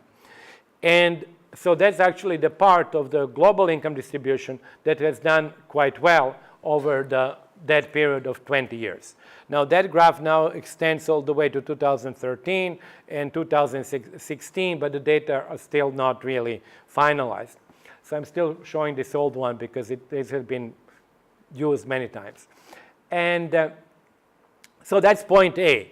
That's actually basically reflecting what I was talking before, growth of Asia and growth of the global middle class that I'll show you also later. So that's where people who have done very well during globalization. Then the next point is the point at the bottom where actually you have zero growth. And that, of course, point attracted even more attention is this one, where basically you have people who are relatively well off, globally speaking, because they're at the 80th percentile of the global income distribution, but they had really very little growth. So now who are those people? Well, the people who are there are people from the lower parts of the income distributions of the rich countries. And that is not really a surprise to you, but can you remember the graph that I showed you for the US? It's essentially rich countries really start around here. All that we're talking about, global recession and the world and all of that, it's really about this segment of the distribution. Nobody in the rich world is there. So we are basically talking about the bottom quartile of the income distribution. And as we know, rich countries had very significant increase in income inequality. US obviously the most dramatic example. So the middle class, as we know, the real wage in the US has been, the median wage actually, has been fixed for, has not risen for about 30 years. So it's not surprising that actually 70% of people here come from the old OECD countries from their lower income distributions. And three countries are particularly important: US, Japan, and Germany. Because they are large countries. Overall, they have 500 million people, the three of them. And then if you take the half of their distribution, we're talking about 250 million people. And many of their deciles had no growth. So that's what the second B point, that's why it attracted so much attention. And of course, the top point attracted as well, because you see that even with our imperfect ability to capture top 1%, and this is with no adjustment whatsoever, you still see a very significant increase of the top 1%. So essentially, that's what what gave it this very distinct shape of the kind of elephant, if you will, that you had two parts of the distribution that have done very well, the middle part and the top 1%, and one part that has done relatively poorly. It has not become poorer, but it has not really grown, is the part which is relatively high in the global income distribution, but is relatively low within their country's income distributions. So that's basically the story of I think, of the globalization, last quarter essential of globalization, because it really highlights, and then of course why it was used also because of the political developments, it highlights a very difficult position of people here. Because although they are not globally poor by any means, they are within nation states, they are relatively poor, and they are perceiving, I think, vaguely themselves as being squeezed between these two groups. Because they're often in a competition, be it through migration or imports or exports or whatever, by the rising Asia. And on the other hand, they are squeezed by also their own compatriots who have done actually very well. So if you want to be more poetic, you would say that they are squeezed between the indifference of their own rich compatriots and competition of much cheaper labor from essentially Asia. So it was their position that is to some extent very emblematic of the globalization that we are going through. And as I said before, it was, although I think many of us knew that indirectly or directly even from the data that when you study individual countries, it was more striking when you put all these numbers together in one big pile of global income data and you find the result like that. So that was actually what I think attracted many people to use this graph. I'll show you what are the small differences with the preliminary data for 2013 and 2016. But I think this main shape, it's not going, that main shape stays the same, actually gets even stronger because of the growth in the middle with Asia continuing. So this is the same So I would accelerate now, but this is the same graph that I've shown you already. But now, one thing which is different, you know, and this graph has many versions. What is also happening is that the units there are really country deciles. They're actually more recently country percentiles behind each of these data points that you see. But what happens when some countries like China grow faster than the others? They move in the income distribution above. So what you then notice in the growth incidence curve that I've shown you, you're really comparing income at the same percentile before and after. But that does not mean that the same people are there. Actually, they are not, because there was a movement of, you know, people throughout distribution. So if you want to do a different graph, what we call quasi-non-anonymous, because the first one is anonymous, because people are like, you don't care who is there at that percentile in 88, and then you don't care who is at that percentile in 2010 or 2008 or 2010 or 11. But here you keep the same country percentiles at their position in the original date, 1988. And then you look like how well have they done, these same people. Actually, they are not necessarily the same people, but they are the people from that percentile in that country, how well they have done. And then you get something which looks like this graph, which is slightly different, but it has the same distinctive shape that I've shown you before. Is, of course, that in the middle you have the largest increase in incomes, and then that, you know, you have the point where, you know, at the 80th percentile where you don't have much of an increase in income. And that 80th percentile, that's what is interesting in the next graph. So if you look who is there around these percentiles that have done very well, you see that this is actually shown on the top. It's about 70 to 80% of people behind these points are from Asia.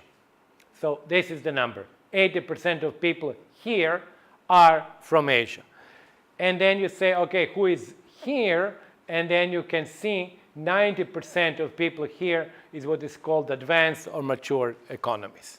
So that, you know, what will be actually interesting in the future, which would happen, is that as China, in particular, and other countries move up the income distribution, the shape of this curve will change also, because what will happen is that the Chinese large groups are going to move over here, and then the Europeans and the Americans who are here will move over there.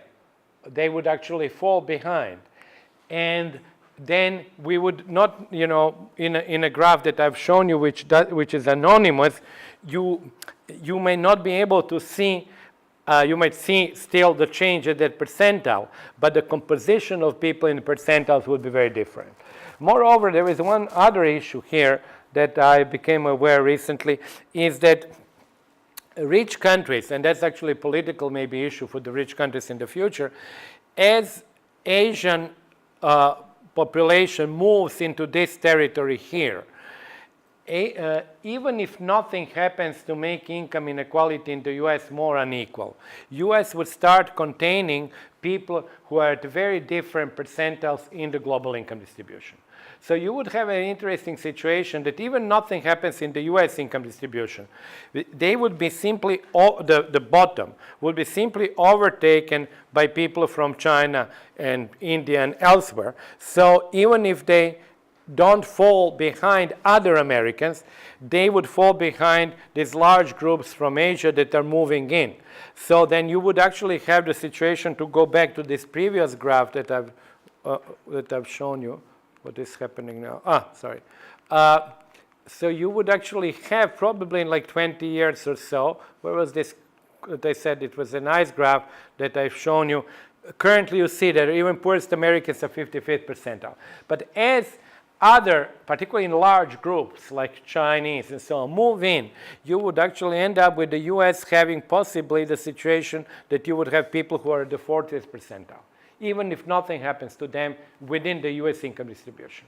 So this would be, I think, an interesting situation because you historically, when I say historically, in the last 150 years, the rich countries did not contain people who were globally poor. But now they might actually start containing people who are relatively at a low position in the global income distribution.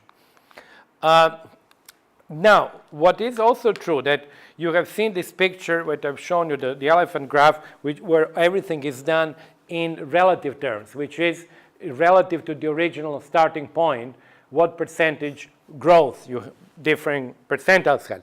But if you do that in absolute amounts, then the picture is different because the main beneficiaries, obviously, by far, are people at the top when you take these absolute amounts. That's how the same graph that I've shown you before, the elephant, which is in relative terms, that's how the elephant graph looks now in absolute terms. In other words, what you have here in absolute terms, you have very large gains for the top, and then the next 4 percentile, and so on, and relatively small absolute gains for those large beneficiaries of globalization, because their original income was so small that even if it was doubling the original income, as it was, as you remember, the middle had like a doubling of absolute income. If their income was originally $5 per day, they gain $5. But if your top income was, $200 per day, then obviously, even if you had a growth of like 3%, you would have $6 gain, which would be higher gain than those in the middle. So when you look at absolute numbers, the picture is much more, how should I say, striking and different than the picture in relative numbers. Now, this is simply the same graph, except it's updated to 2013. And one thing to notice there is that now this top is much less significant than it was before, and that was essentially the result of the financial crisis, because the very top is composed generally of the rich people in rich countries, and rich people in rich countries, the US is really a very good example of that, had actually a fairly bad period between 2007 and 2010, and then they had a rebound between 2010 and 2013, but that rebound simply brought them back to where they were in 2007. So the very top of the income distribution, the top 1%, is not actually doing in the last 10 years, or at least since 2007, as well as they were doing before. Now, another question you can ask, I think it's a cool question, we don't have the great data, but we have something, is the following. Was this particular shape, and this is of course now the same elephant graph, but now shown slightly with different numbers. I mean, different way, but it's the same underlying numbers. There is this distinct shape.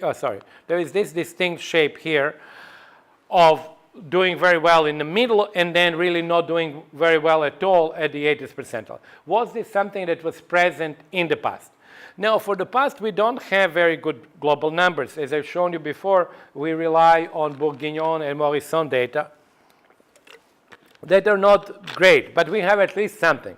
So what I did, I said, okay, let me see what happened in the previous period from 1970 to 1992. So in other words, let me now do the same graph that I've done from 1988 to 2008 to 2013. Let me now do that, the same graph from 1970. And what you notice there is we don't have that particular shape. In other words, there was something very specific in this period which actually led to the production of this particular shape. Now, when I say there was something specific, we really know what it was. That what was something specific was really the rise of Asia and absence of growth among the middle classes of the rich world. So that was known. We know what it was. And that particular pattern did not exist, or at least did not, you can see a little bit of that here, but certainly did not exist nearly in as dramatic fashion as it does nowadays. Now, you noticed also that the rate of growth between these two periods was approximately the same. if you take the average rate, I don't have this in a graph, I had it in a different, but this rate of growth was about 50% over that period, and that was about, this is 20 years, and this is 22 years, so this is a little bit longer, but the two average rates of, because the average rate of growth, you can just draw it as some kind of a mean. It is not an arithmetic mean, because obviously richer people are more important when you calculate rate of growth, but let's sort of ignore that for a minute. So you would have this rate of growth here, and this would be more or less this rate of growth here. So there was not much change in the average rate of growth, but the distribution of that growth was different in the previous period.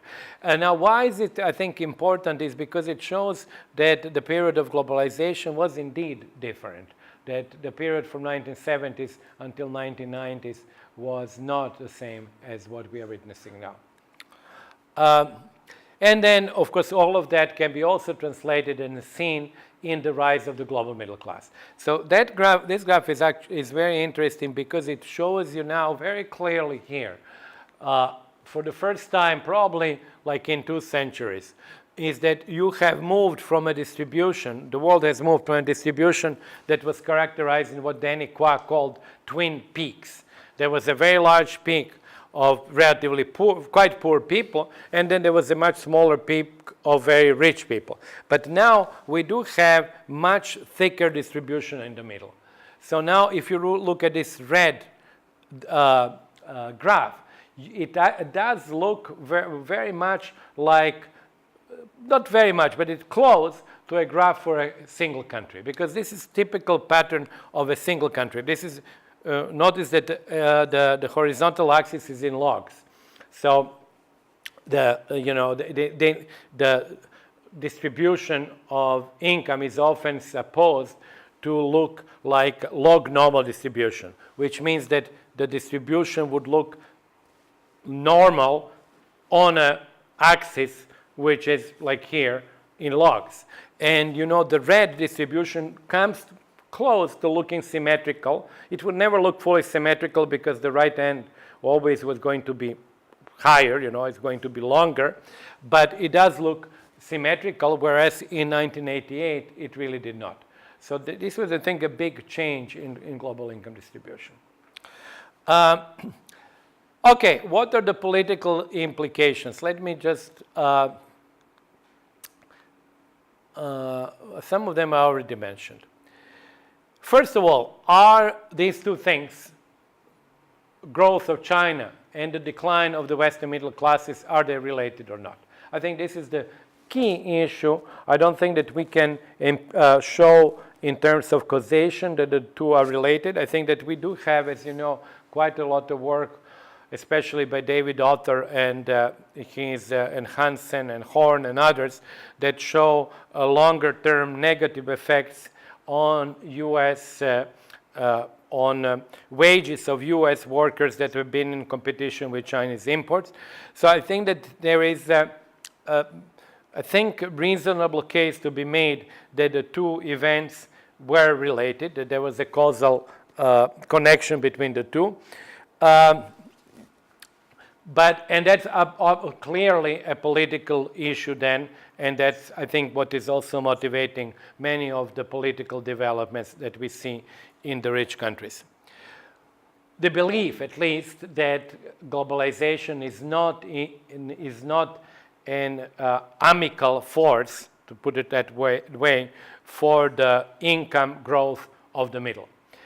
Which then, my last point there, which is actually then the question is whether the decline of the middle class in rich countries is compatible with the maintenance of the political system that we call democracy, and which we believe, since I think Aristotle, to be somewhat related to the size and the importance of the middle class.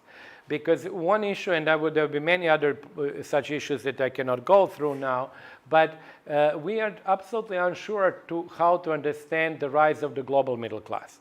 When we talk about the rise of the global class within nation state, we link that to certain patterns of consumption, education, values, and historically support for I hate to use these words because I think they have become sort of very debased, but support from some rule of law.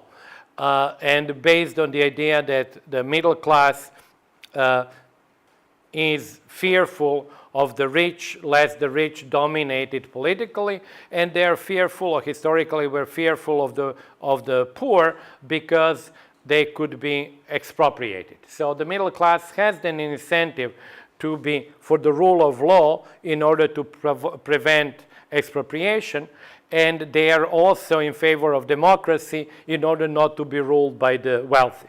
So we understand that it was kind of a schematically something that makes middle class desirable in a given society.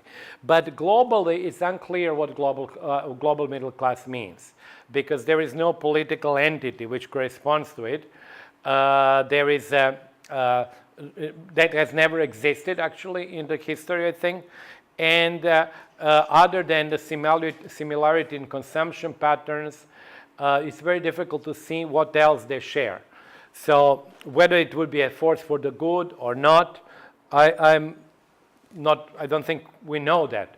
I don't think it's necessarily a force for the bad, but it's not very clear why would it be a force for the good unless you have some political structure that is built around it. And we don't have political structures that are built around it. And then finally, the points in the middle here, that the marching of China and India through the ranks of the global income distribution, of course, reduces the importance of the location component that I've already spoken about, so this is not new, but it might cause, and that's why I put it between quotes, it might cause the increase of within national inequalities. So I put that, let me see if it's yes, I put that in a way that one can easily remember as basically back to Mandeville. As you might know, Bernard Mandeville was a contemporary of Adam Smith. Adam Smith didn't like him because Mandeville put in a very extreme form what also Adam Smith argued, but in a slightly different, more modified, more, how should I say, positive, more optimistic form. But in Mandeville's view, market economy was good because it was able to transform human vices into public virtue. Human vices like greed, self-interest, self-love, even if you will, like in Rousseau, were transformed through the invisible hand and through our desire to make more money, and the only way to make more money was to please some other people, into a public virtue.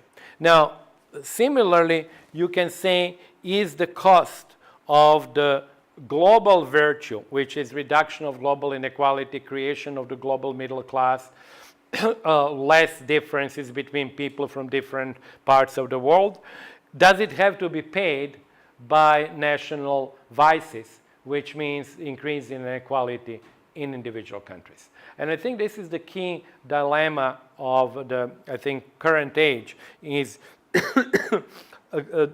some of these processes which I think can be unambiguously good, as the increase in the average per capita income, increase in education, increase in life expectancy, reduction of global inequality, lower importance of location component.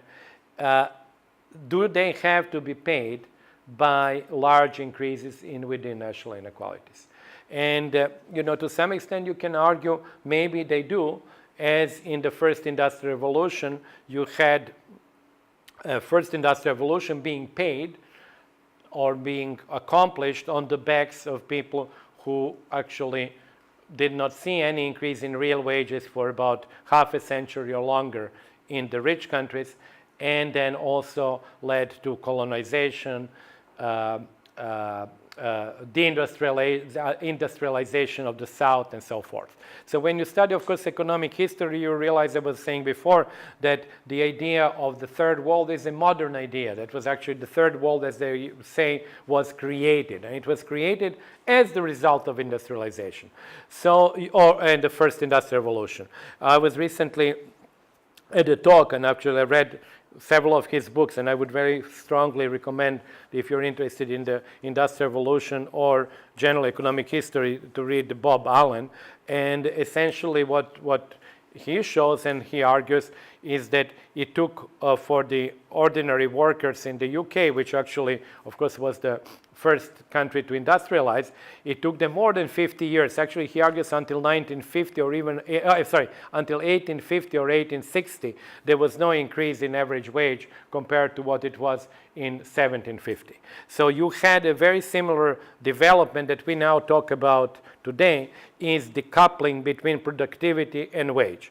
You probably have seen this famous graph, I can't remember who produced that graph first, in the US, of the coupling, productivity and GDP per capita have gone actually significantly up. And then you have the real wage, either median wage or mean wage, really flat.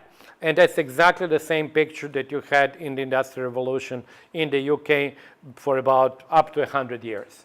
So clearly, there was a payment, if you will, to be exacted. So this is my personal view, which I don't want to inflict upon you, but I think that large processes like the first industrial revolution or this industrial, technological revolution, IT revolution, or globalization are so large and so overwhelming that the idea that everybody is going to benefit and that everybody somehow should benefit equally is just a pipe dream. It does not happen.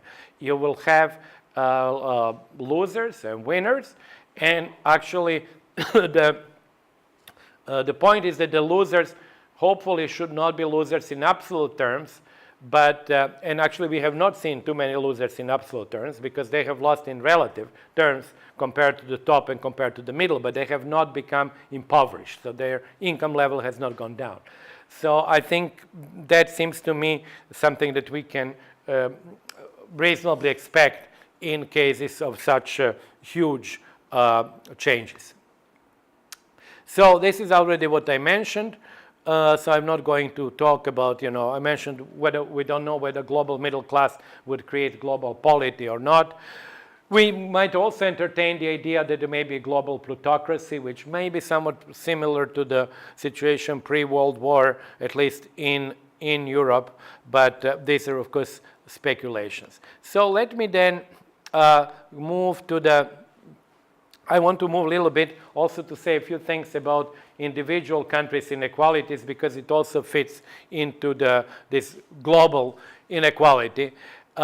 And one way to start is actually to look at what I call in my book the kuznets waves, which are the waves of rising and the declining inequality. As you know, Kuznets defined the Kuznets curve with respect to industrialization and urbanization. The idea was that as countries urbanize and industrialize, people move from relatively egalitarian agriculture. Kuznets' model was essentially based on a kind of an idealized version of the US developments, where you start with more or less farmers with more or less the same plots of land. You don't have landless peasants and landlords.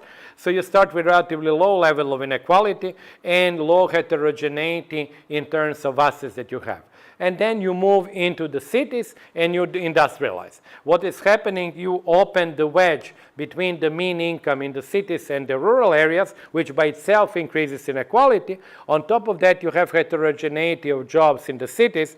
So you have two effects. You have inequality coming from the one hand from the gap between rural and urban, and on the top of that from heterogeneity of earnings in the urban sector. So the two of them would push inequality up. And then as you have industrialized, then he thought you would actually have a reduction in the skill premium because there will be many more people who are educated, so the skill premium would go down. Similarly, capital will become more abundant, so return on capital will become less.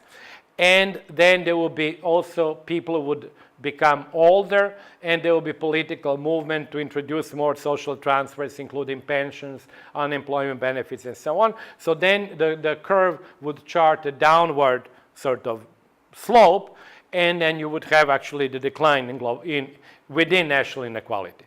And basically that was formulated in 1955, and if you look individual country data, which actually Kuznets did not have, and we didn't have, all the way to 2000,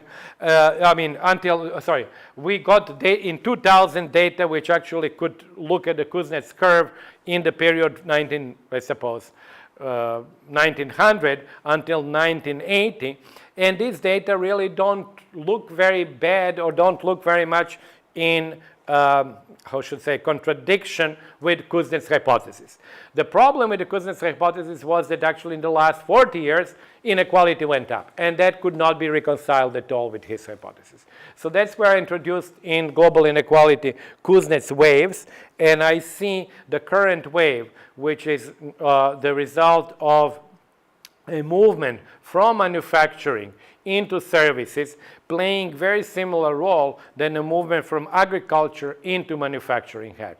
In other words, you are moving into a sector which is much more heterogeneous in terms of earnings. As you know, services includes everybody from people who are very highly paid, who are either, let's suppose, doctors or professors of IT people or software engineers and others, to people who are really badly paid, like, waiters, for example, or people working in Starbucks and so on.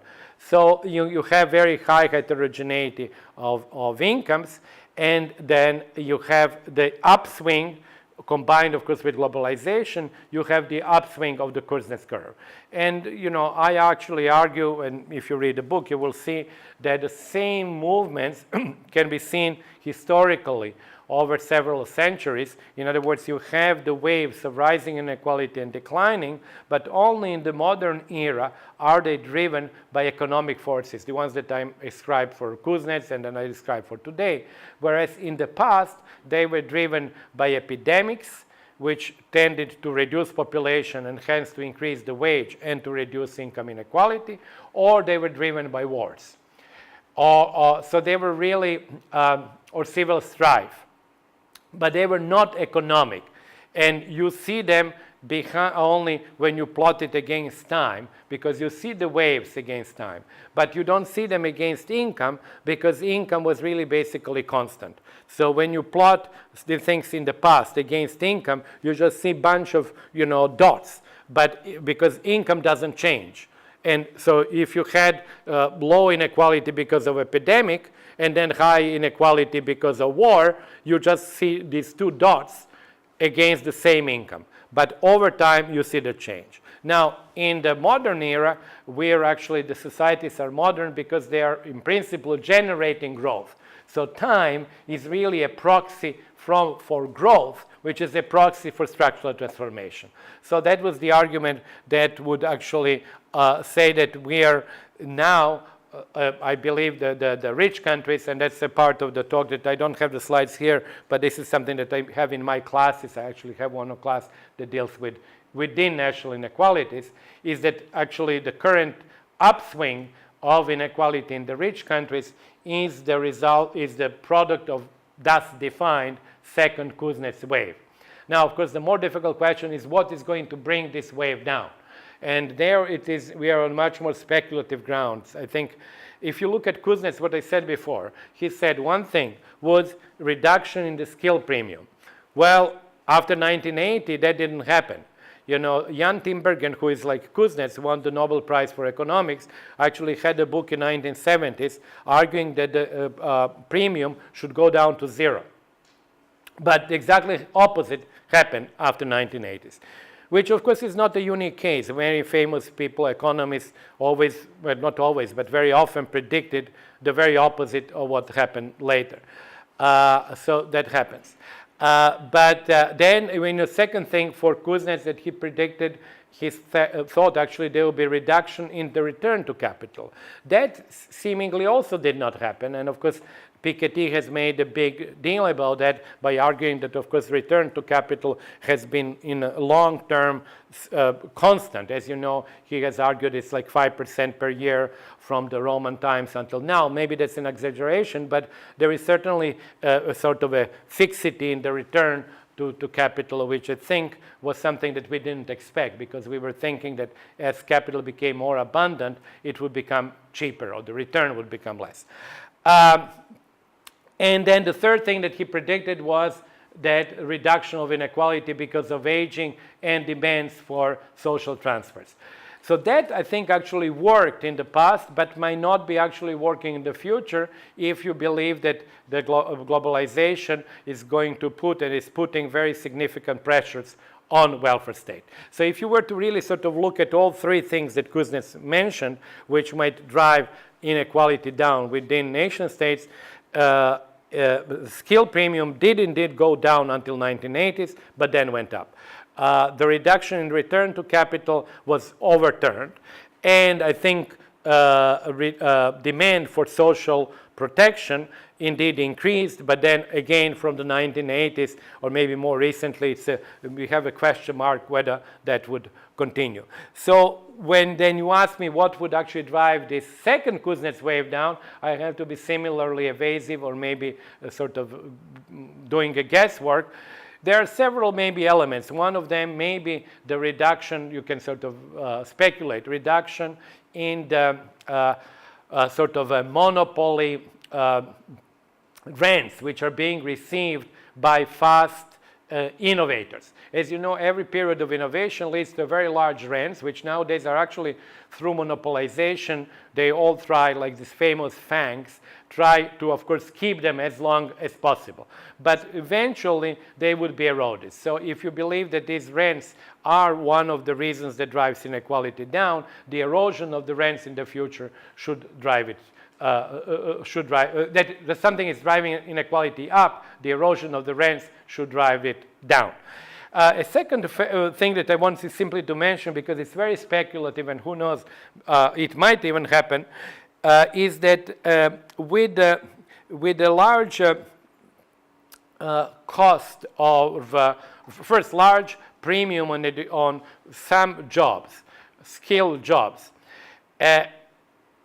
there is an incentive to replace such jobs with machines or with technology that in the past has really been historically replacing less skilled labor. So as you know, historically, automation was an enemy of less skilled labor, because obviously they would be replaced by machines. But nowadays, I think with AT and with other new technologies, we may be in a situation not only to be able technologically to replace high-skilled labor, but also to have an incentive to do so, because the cost of high-skilled labor is high. So I think that could be another force which, by making that high-skilled labor less scarce or more replaceable, would reduce the premium and hence would reduce inequality. So there, I said, I've got I think 4 of these speculative things which might lead to the decline of the second Kuznets wave within nation states. But as I said, I think it is not something that it is about the future. We can speculate whether it would happen. We don't know. But the only thing that we know is that we get the Nobel Prize and be entirely wrong. So that's a very comforting thought that we can entertain. Now, what has happened? We are much better about what happened. What has happened is, of course, as I mentioned before, you had, with the same time with what you had the rise of the global middle class, you had a shrinkage of the middle classes in the rich world. Now, this is one of these illustrations that's based on list data, and you basically see the income share of the middle 4 deciles. And without sort of going into great detail, obviously you can notice that there was generally a decline. In some cases it was more severe. In the US you can see a very severe decline, but basically all rich countries experience that. And whenever I teach my class, obviously I spend most of the time on the US, because I know the US data better than the other data from other rich countries. But US is just a more, how should I say, more extreme case of the same phenomenon, which really is present in all rich countries. You don't have, and let me show you that, you really don't have almost any rich country that did not have increase in inequality over the last 30 years, shrinkage of the middle class in terms of size, and also shrinkage of the relative income of that middle class compared to the top percentiles. And they didn't have the rise of the top percentile within that nation state. So these phenomena are very common. There are some differences. Obviously, some countries had stronger effects, some had less strong, and some, in the extreme case, had very, very mild.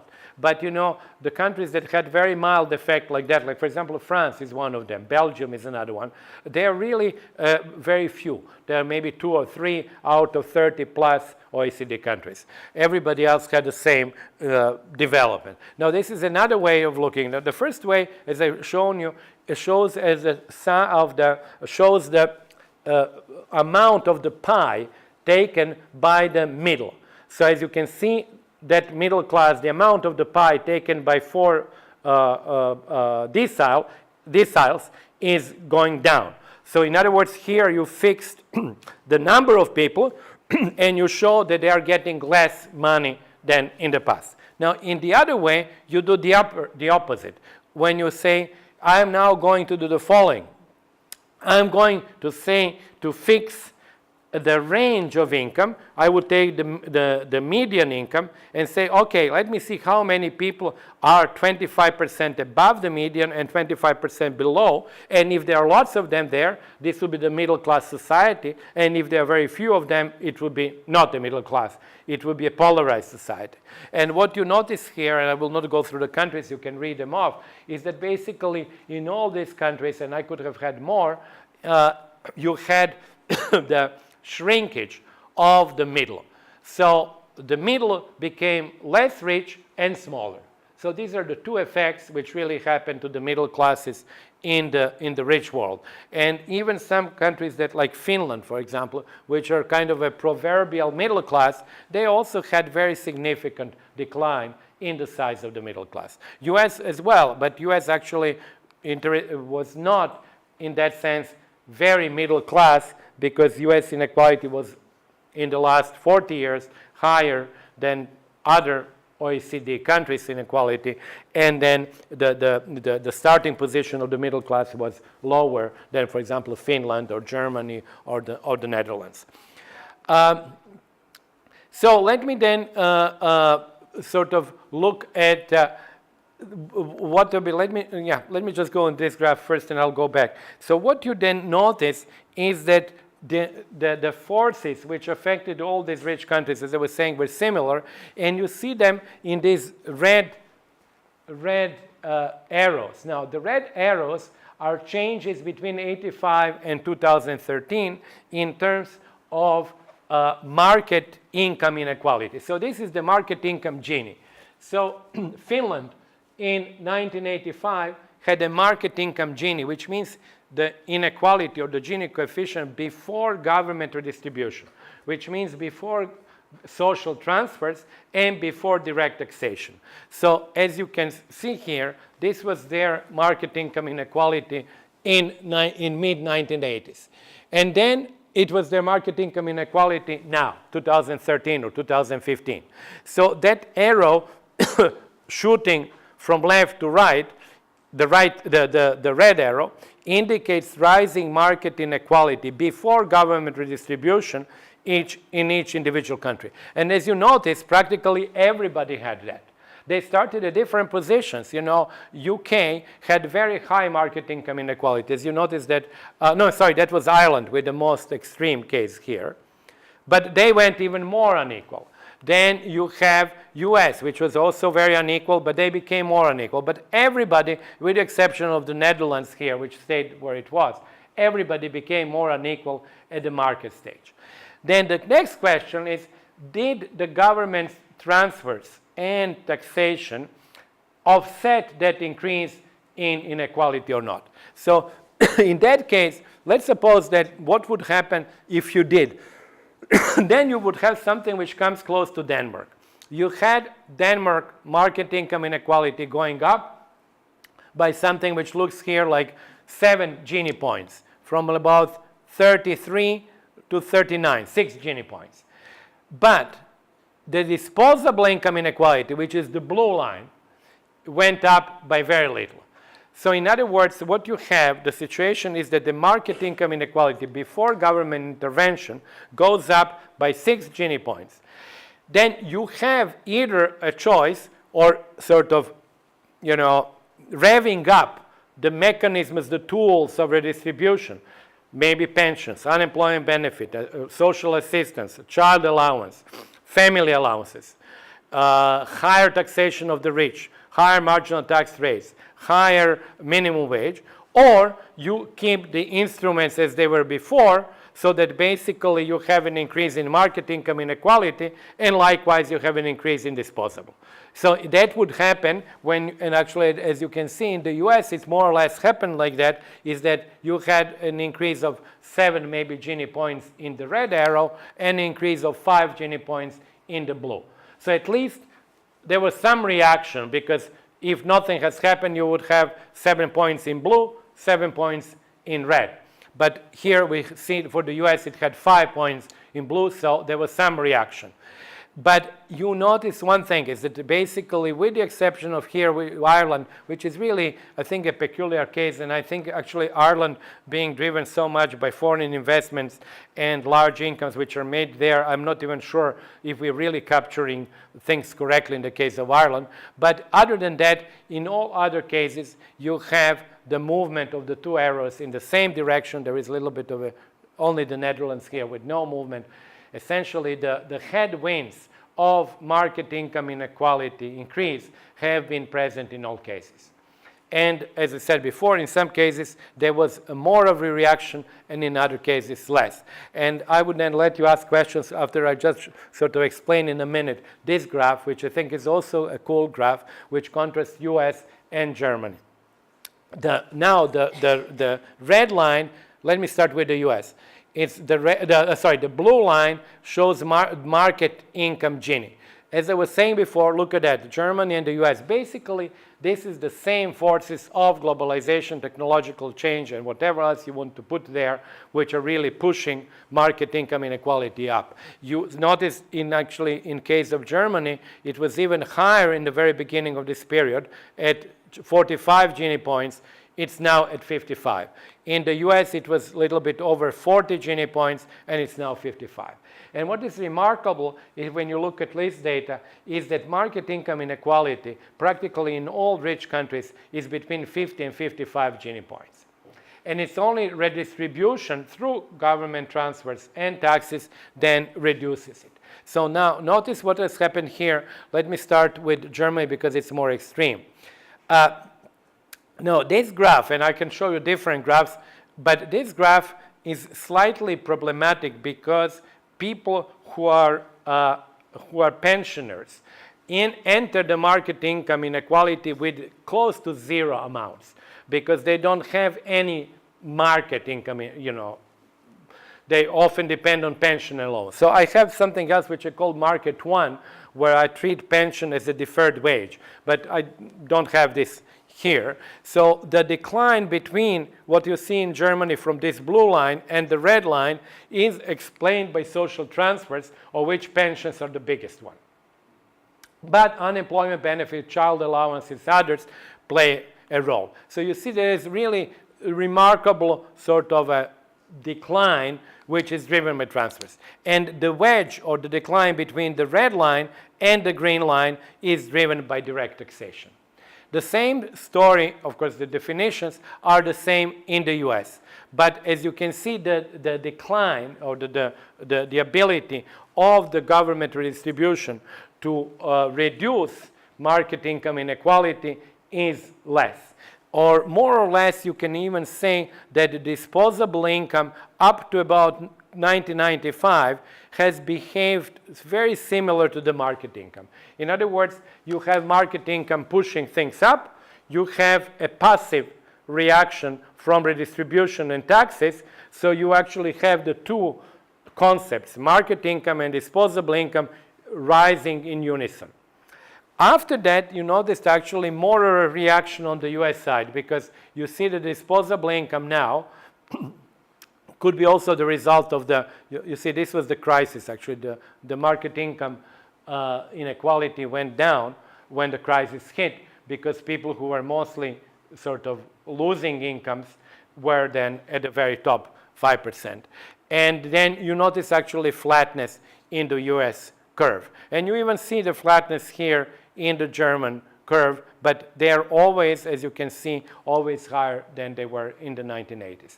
So essentially, what I think this graph tends, what's the objective to highlight is that whereas the main forces of change, of inequality, were very similar for all rich countries, there was still some area where countries, obviously through policy, could react and try to counteract or offset the rise of inequality. And some of them, in this particular case, for example, Germany, were more successful in doing that than in the US. And then, of course, what you notice also, then basically this is the difference between this green line in the US and the green line in Germany. That is our metric of inequality. So when people talk about US inequality being higher, they are talking about this inequality, green, being higher than this inequality in Germany. But what is nice with microdata from LIS, first they are harmonized, but they allow you to actually follow the same people, and I didn't show you that here, but I have other things that I can show you, including on my blog. If you want to read it, go to blog. It's called Global Inequality, and my latest post is about that. You follow the same people who actually started with very low market income, and then you actually look how much they gain in terms of their share from redistribution, be it first transfers and then direct taxation. And that really enables you to actually look at different deciles of the income distribution and how much they gain, or at the very top, obviously they lose, because the very top people start with very large share of market income, but their share becomes less when you include social transfers because they are not receiving many of them, and their share becomes even smaller when you include taxation because they are obviously paying more taxes in proportional terms than the others. But you really see the change along the, as you go through the income distribution. So that was, I actually wanted to finish to introduce a little bit of the within national inequalities and what happened to them with that. Of course, there is many more. Let me just mention one issue before I answer your question. There are many interesting issues there. For example, two of them. First of all, this market income inequality is essentially what you have in the fiscal data, because the fiscal data don't include taxation, nor do they include government transfers, because government transfers are not taxable. So they're not on your taxable income form. So market income inequality is something that you would actually see in fiscal data.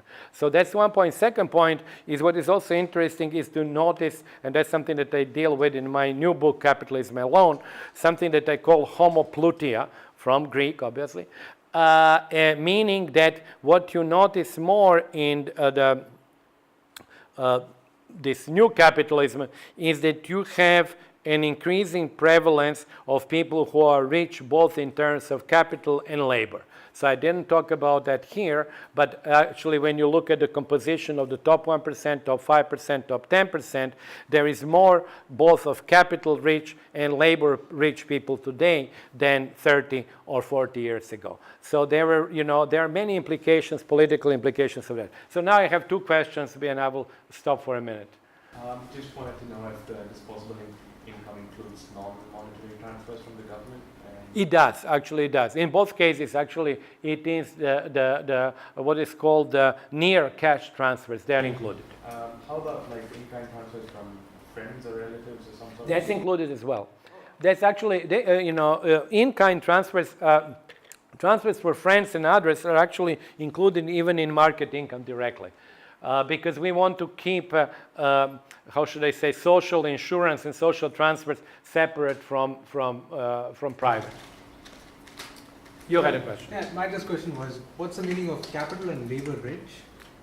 Oh, the meaning is that essentially among the top 1% or 5%, you have more now people who are in the high rank by capital and by labor.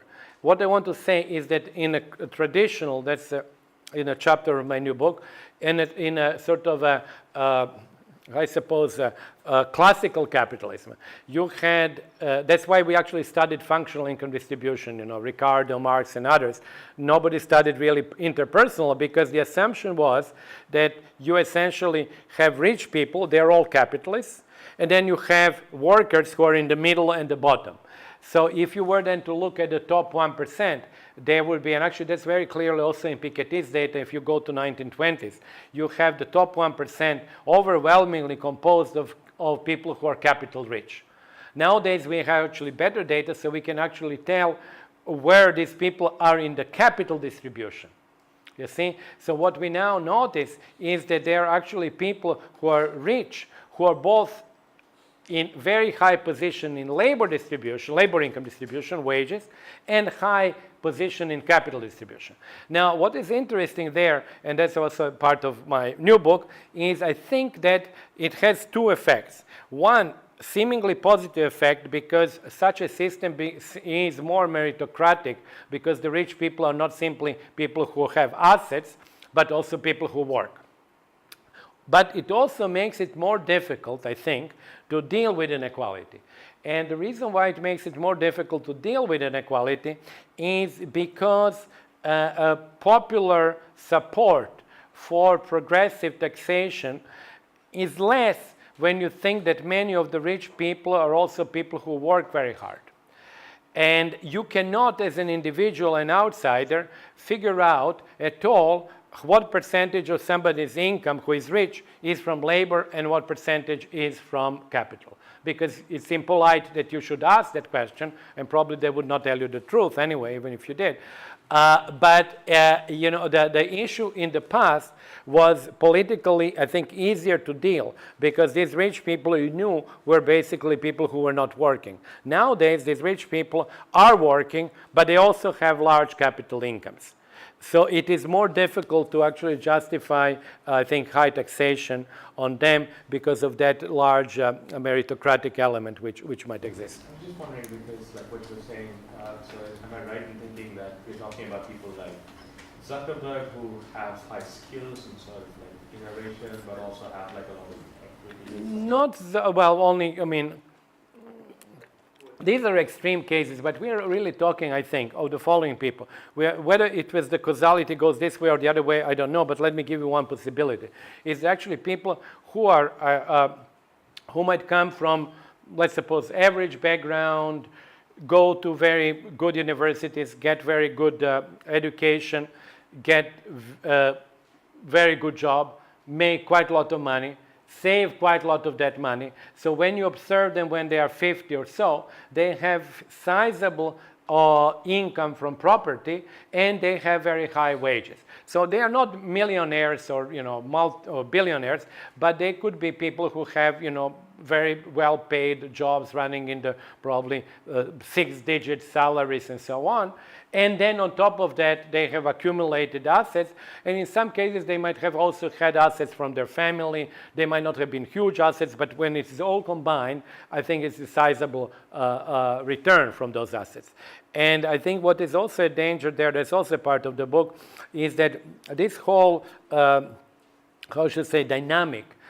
leads to the creation of really an upper class that is distinct from the rest of the society, and it's very difficult to deal with because all of these privileges are then transmitted to the next generation, and yet these are not privileges that are on the face of it undesirable. In other words, these are privileges of getting to the best school, getting to the best education, knowing friends who would give you jobs, knowing people where you would actually go and do internships for free, which of course people with lower incomes cannot afford. So this is the whole sort of a package that is then being transmitted. And then it actually might lead to the creation of a closed upper class, or at least an upper class that is not easily sort of penetrated in, and which is, I think, difficult to deal with because it has a very strong meritocratic element. And so it was politically difficult to say, well, I really want to sort of tax them very strongly, because you see these people, some of them actually, and we have also there are many interesting things that we know these days, is that actually these people work, rich people tend to work not many, but more hours than some of the middle class people. So even in that, you can say, well, these guys are working 10 hours a day, and you may be working 7 or 8. So it is, I think, there are many, I think, interesting features there. Okay, any other questions on individual, like nation state income? It was very small, but you can have questions. I just want to say that in context of India, like it is experiencing continuous economic growth, but simultaneously development rate of development indicators are declining. So it may be because economic growth benefits are not distributed equally, or it may give to inequality within the nation, as you said that India is contributing in reducing global inequality, Right. but maybe it may give rise to inequality within the nation. Okay, it's a difficult question. First of all, of course, inequality in India by all estimates has gone up. So let me go one by one. It has gone up. Secondly, we now have better estimates for inequality in India because we now have income data, which we didn't have in the past.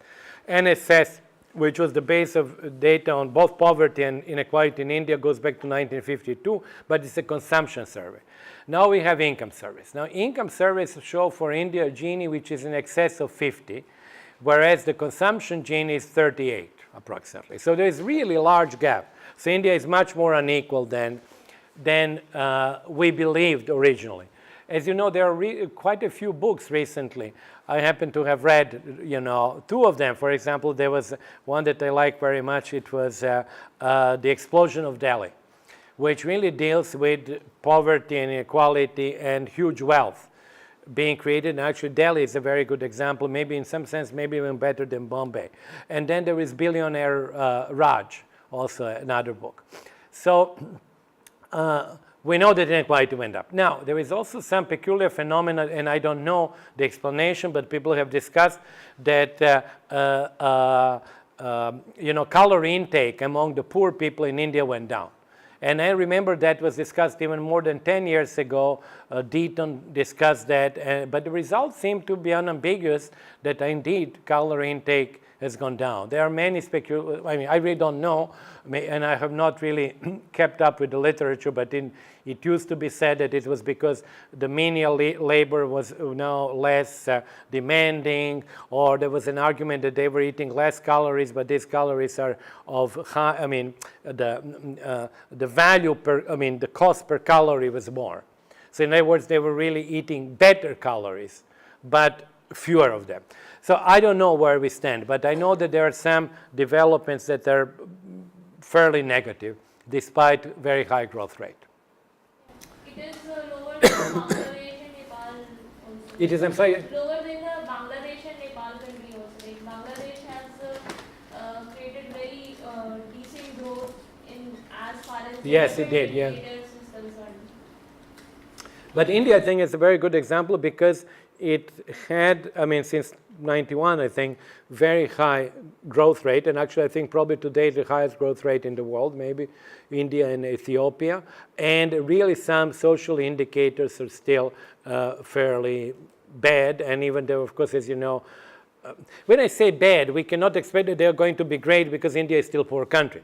But they don't move at the same pace at which the mean incomes move. So that was the somewhat of a paradox of India, because when you go back to China, between 1980 and 1995, Chinese indicators moved actually even faster or as fast as the mean. But then they have also sort of stopped moving, partly because obviously the reduction of rural poverty was significant, and that happened in the 1980s and the early 90s. But my impression in India is that even in the rural parts, the movements are not nearly as dramatic as in China. But I don't know the reasons because I'm not, I have not studied it. Any other questions on this? Not on that, but on what we have said before. Comments, questions, disagreements, quabbles? Okay, so let me then do very quickly something about this global inequality of opportunity that I mentioned before.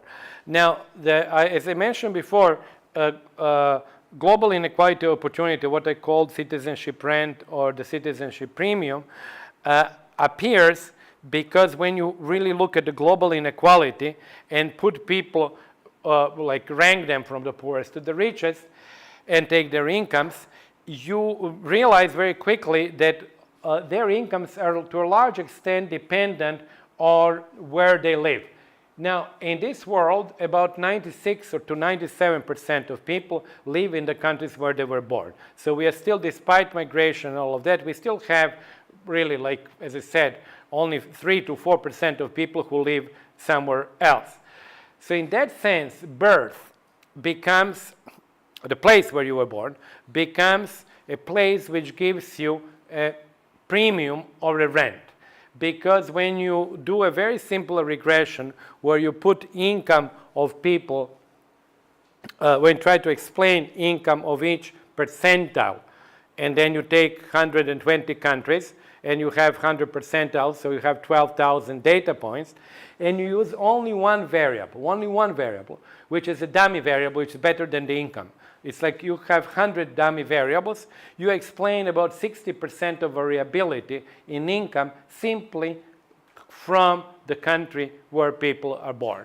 And that coefficient on the dummy variable gives you, compared to, of course, the country that is the base, gives you the sort of the premium that on average you can expect from being born in a rich country. So that's what I call the citizenship rent and the premium. There is an interesting twist to this citizenship rent and the premium, because when you explain how you do the premium, but then you can do kind of different things. You can say, okay, I'm going to only look how much is the premium among people who are within, let's suppose, the bottom 20% of each country. Or I'm going to look at the premium only at the top 20%. Now, the interesting part there is that then you, and that's what I linked it to the welfare state, is that you enter into a world where there is a trade-off between, from the migrant's point of view, between the income level of the country and inequality of the country. Let me explain. Is that the premium, I've already said this, the premium, if you're in a poor country, there is a premium for you to go to a rich country, so that's kind of very clear. And that premium exists at any point of the distribution. So if I'm in a poor country and I'm at the 50th percentile, by moving to the United States, I know that I'm going to increase, if I stay here at the 50th percentile, I'm going to increase my income by X. But then the question becomes the following. Given what I expect to end up in the distribution of the recipient country, should I move to if I have a choice, should I move to a more equal country or a less equal country? Because then the situation is as follows. If I expect to end up in the bottom of the income distribution of the richer country, then I should really move to Sweden, for example, or Finland, because the bottom of that country is very high because of social transfers and so on. So the premium at the bottom is higher than the premium at the median or the mean. But if I expect to end up at the top of the income distribution, and the US is a very good example of that, why it also, I think, attracts lots of very sort of skilled people from the rest of the world, ironically, I think because it's unequal, then I'm better off by moving to a more unequal country if I expect, of course depends like whether you're accepted, whatever, but if I expect to end up at the top of the income distribution, then I'm better off moving to the US than to Sweden. So from the point of view of a migrant, then not only the mean income of the recipient country, but even the inequality of the recipient country becomes a factor to take into account. I'm obviously talking in a very schematic way, but the premium itself is not invariant of the place where one expects to end up in the income distribution. So then you have the following situation. You can say, maybe I should really migrate to Colombia if I think that I'm going to make it in the 0.01% in Colombia. Because if I expect to be really to make it at a high level in the recipient country, I'm better off going to Colombia, whose income is less than Swedish income, because at the very top of the income distribution, Colombia is richer than Sweden. So then what happens is that if you think that people who are highly skilled or ambitious or hardworking or lucky or cheaters or whatever expect to end up in the top of the income distribution, then countries with very unequal income distributions would tend to attract those people. Countries with very equal income distributions and with very developed welfare state would tend to appeal mostly to people who either don't expect to be received very well in those countries or who are not ambitious or not very skilled or whatever. So then you might have the situation of adverse selection where people who are actually not very skilled would rather go to very developed welfare states.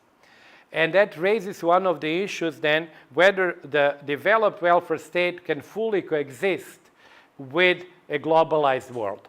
So that's one of the issues because it deals with migration. There are many other issues where a welfare state which does require high taxation can coexist in a globalized world where actually you can move money around. And as we know now, you can move yourself around, particularly if you're rich, by moving to what is called the euphemistically different jurisdictions, because as you know, there is like sale of jurisdiction going on. I was just recently in Athens, and in the downtown Athens, it's plastered with advertisements, only in downtown, because that's where most foreigners are, with advertisements in English, Russian, Chinese, and Turkish, saying in big letters, start your new dream life in the EU. Invest $250,000 euro in real estate and get Greek residency permit and EU citizenship. Basically, Greek citizenship and then EU residency. And that's not new. The same thing is true in Portugal, Malta, Austria, Cyprus, Hungary. They're all selling. So basically, this is the world where the citizenship is sold, where you can actually move. That's a world where you can move your capital as well, so that to avoid taxation. And that's the world where you actually, in a different skill level, you can also decide where you want to move depending on where you expect to end up in the distribution in the recipient country. So all these, I think, forces are really constraining what a welfare state can do in this new world, because it is, I think, constrained, as I said, ability to raise taxes. It's constrained in its ability to tax capital. It's constrained in its ability to tax high-skilled individuals. And it's constrained in its ability whom it's going to receive from the migrants pool.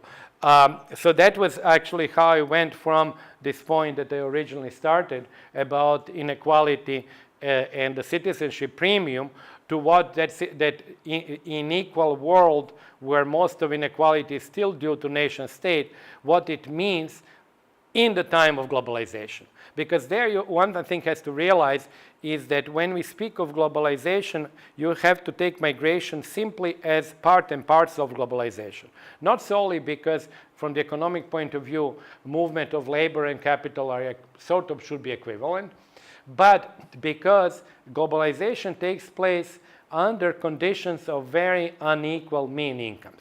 And to see that, there is no better place than the European Union, because if the European Union were EU 15, old European Union, with differences in incomes are very small, you don't have systemic movements of labor.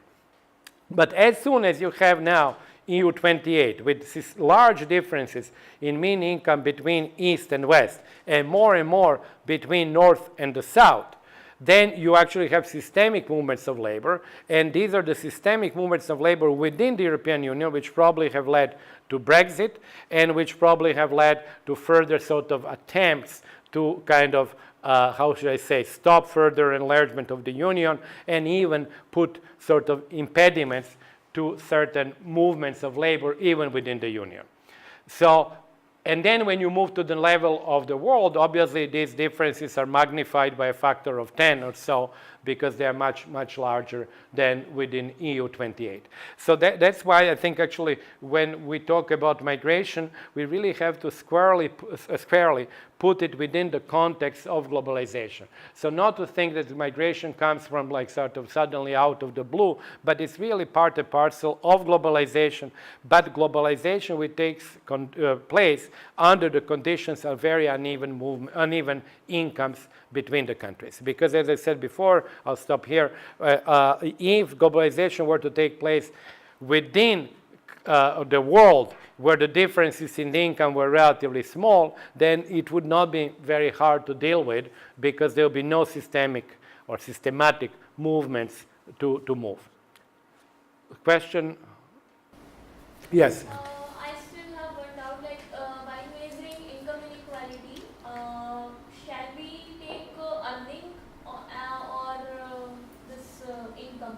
Well, here, because I have income data, I've taken income. So I didn't take earnings. But there are actually studies also that show, there are actually quite cool studies, several of them, that show it's actually nice. There is a nice data set which was originally created, I think, by a Swiss bank. What was the name? Credit Suisse, I think. And what they show, because they originally created this data set because they had, I think, people posted in different parts of the world and so on. So what the data set does have is actually has definitions which are exactly equivalent. For example, bus driver who is 30 to 35 years old, who is, I don't know, such and such education, and then you have wages of the bus driver in local currency, and then which you can convert and so on, in different countries. So it's really very narrow occupational skill and wage, and then you see the same differences, and even per hour, because they actually adjust for the number of hours that people work. But I don't have wage data, I have income data, so what I did about this citizenship premium or citizenship rent was really based on income per capita. But the same results are actually when it comes to wages. You know, the differences are obviously in wages, parallel differences in income. So do you agree that earning is more inclusive term than income? Then, I'm sorry, which is more inclusive? This earning is more inclusive than income. No, I would say income is more inclusive because income is larger than earnings. Because income is earnings plus, what is your, income from property, self-employment. So it is bigger. I think that earning includes all the earning from investment as well. No. These are really, when you say earning, it's really wages, really. I mean, you might say earning includes other things, but I understood you to mean wages. Okay, yeah, there's a little bit of a, confusion, because earnings sometimes includes everything, but sometimes includes, in the past it used to be called earned and unearned income in English. It was unearned income was income from property. It was still earned, it's just that you didn't have to work for it. But anyway, so what I meant is that wage differentials really reflect the same as income differentials. So because I have income data, I use them, but you could use wages. Actually, in some sense, wages are better because it's more, as I was saying before, it's more narrowly defined. So you really can tell the difference more easily. So let me just say, okay, more arguments, because I want to finish with the political philosophy argument here. So it has nothing to do with economics. So any questions about economics or inequality or whatever else? So let me finish with this one, is that that's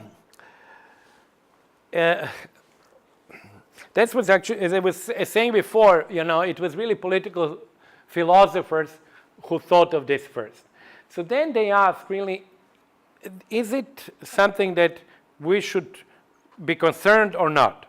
Now, if you have a cosmopolitan point of view, you should say yes, because, and that's this slide here, because there are very strong similarities between what I call intergenerational transmission of collectively acquired wealth. Well, it is a huge mouthful, but what it means is that when intergenerational transmission of wealth, but that wealth is acquired by a group of people. So at the family level, this is actually what we have within each country, each family. We have families that acquire wealth, and then that wealth is then intergenerationally transmitted to the, obviously kids, to the next generations, and so on.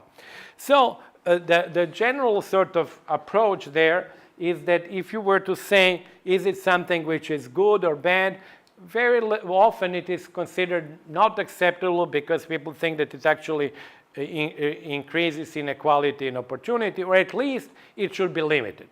If you look at Rawls limits that through inheritance tax and what he calls liberal equality, and totally eliminates it under what he considers democratic equality. So it should be either significantly limited or totally eliminated. Now, obviously, we cannot eliminate it totally. Inheritance taxes are small, in some cases are zero, and so on. So we at least limit it. Now, why do we limit it? Because it threatens equality of citizens, because it actually reduces equality of opportunity, all the stuff that you see from the literature that is, of course, about inequality of opportunity and intergenerational inequality and so on. So what do? We do moderate to very high taxation and so on. Now, when it comes to nation state, actually it's very similar. It's not very different at all from family, transmission of family wealth. In other words, what happens in a nation state is that the new generation that is born is basically inheriting wealth, which means all the collective goods, capital, and so on, that was created by the previous generations. So it's really something exogenous to you as an individual. In the same way that actually income or wealth that you inherit from your parents is not through any contribution of yours. Likewise, when you are born in the United States, there is no contribution that you have made to that particular wealth. So it is really something totally independent from you. And in that sense, it's very similar to a family sort of contributing to their descendants, and in the other case, it's a nation contributing wealth to people who are born there. And so, of course, Rawls did not agree. That's why actually it's in quote. He actually thought that it was acceptable, despite the fact that, as I was saying before, that cosmopolitans would find a very strong similarity between the two and would consider both of them to be fundamentally unacceptable. Now, why did he think that it was acceptable? Because he thought it affirms, as you can see here, national self-determination. So he thought actually that it is nations that have, through the generations, built certain wealth, and if you were not to transmit that wealth to the other generation, there would be the saving and wealth generation in the of the current generation would be affected. So that's where there would be moral hazard problem. So there would be the foreigners cannot participate in something which requires self-determination of citizens which elect the same government throughout generations. So that was his argument for rejecting actually the importance of the citizenship rent, and well, put it even more strongly, rejecting global equality of opportunity. So in other words, what I want to say is that global inequality of opportunity exists as a fact simply because we know that from the numbers. But the political philosophy question is whether global inequality of opportunity is not an issue. That would be Rawls' view, that it's not an issue because if it were to become an issue, it would contradict national self-determination, or it is an issue according to other political philosophers, because it is fundamentally very similar to the transmission of wealth across families. It's just that the nation is like a bigger family in their way, and it's actually transmitting. Even, they argue, there is less justification for allowing citizenship rent than for allowing transmission of wealth across families, because at least families are related by blood or by relationship, whereas nation and a newborn in a nation really are not related, because it's a very, very abstract community which exists. Whereas in the other case, it's not so abstract. You have father and mother and so on, so you can say the links are closer. So in the cosmopolitan view, actually, this particular inequality here is particularly not acceptable, even less acceptable than the family transmission of wealth. But as I said before, Rawls actually had the opposite view. So I want to sort of wrap up with that, because Rawls, who is, I think it's very interesting. I've actually used Rawls quite a lot, a very sort of considered, and it was obviously a huge thinker, and how should I say, absolutely fundamental and considered very liberal thinker in terms of theory of justice. When you read his small book, The Law of Peoples, it's a very different take. And what was actually interesting is that it was the first book that really dealt with the issues, for example, that I deal with empirically, but it dealt in a sort of a philosophical context. And when I say philosophical, it's not like, you know, Hegel and stuff like that. It's very sort of concrete stuff, but came to very, to some extent, right-wing conclusions. Is that actually supporting in a global inequality of opportunity, being anti-migration very explicitly. These were positions that are generally not thought to be kind of liberal, and these are the positions that within nation state he defended. For example, he was for very strong taxation, as you know, and for equality of opportunity, and denying the possibility of moral hazard in the case of social transfers. But he takes all these arguments that he seems to have rejected at the level of nation state and applies them, I think somewhat paradoxically, to the level of the world. Because, you know, in particular, I think it is interesting is that where he actually derides, I think rightly, people who say that poor people in the US can just sort of go out and borrow money and then invest that money and become rich. And he says, well, you know, that's absolutely not true. You know, poor people cannot do that. Nobody's going to lend them and so on. Then, but the same argument then is used in the Law of Peoples to argue that actually poor countries can actually become rich by its own volition, their own volition. Simply they go, they work hard, as he says, they go out, they work hard, they borrow for the other countries, and they become rich. And that actually is strikingly unrealistic, I think. But that's how, you know, his views at the nation state were, I think, different from his views at the global level. And then finally, if you actually then look, as I was saying before, if you look at the current inequality, which is 77 tail points, it doesn't, don't ask me now why I use tail, not the genie, because of the composition properties, so it's not important.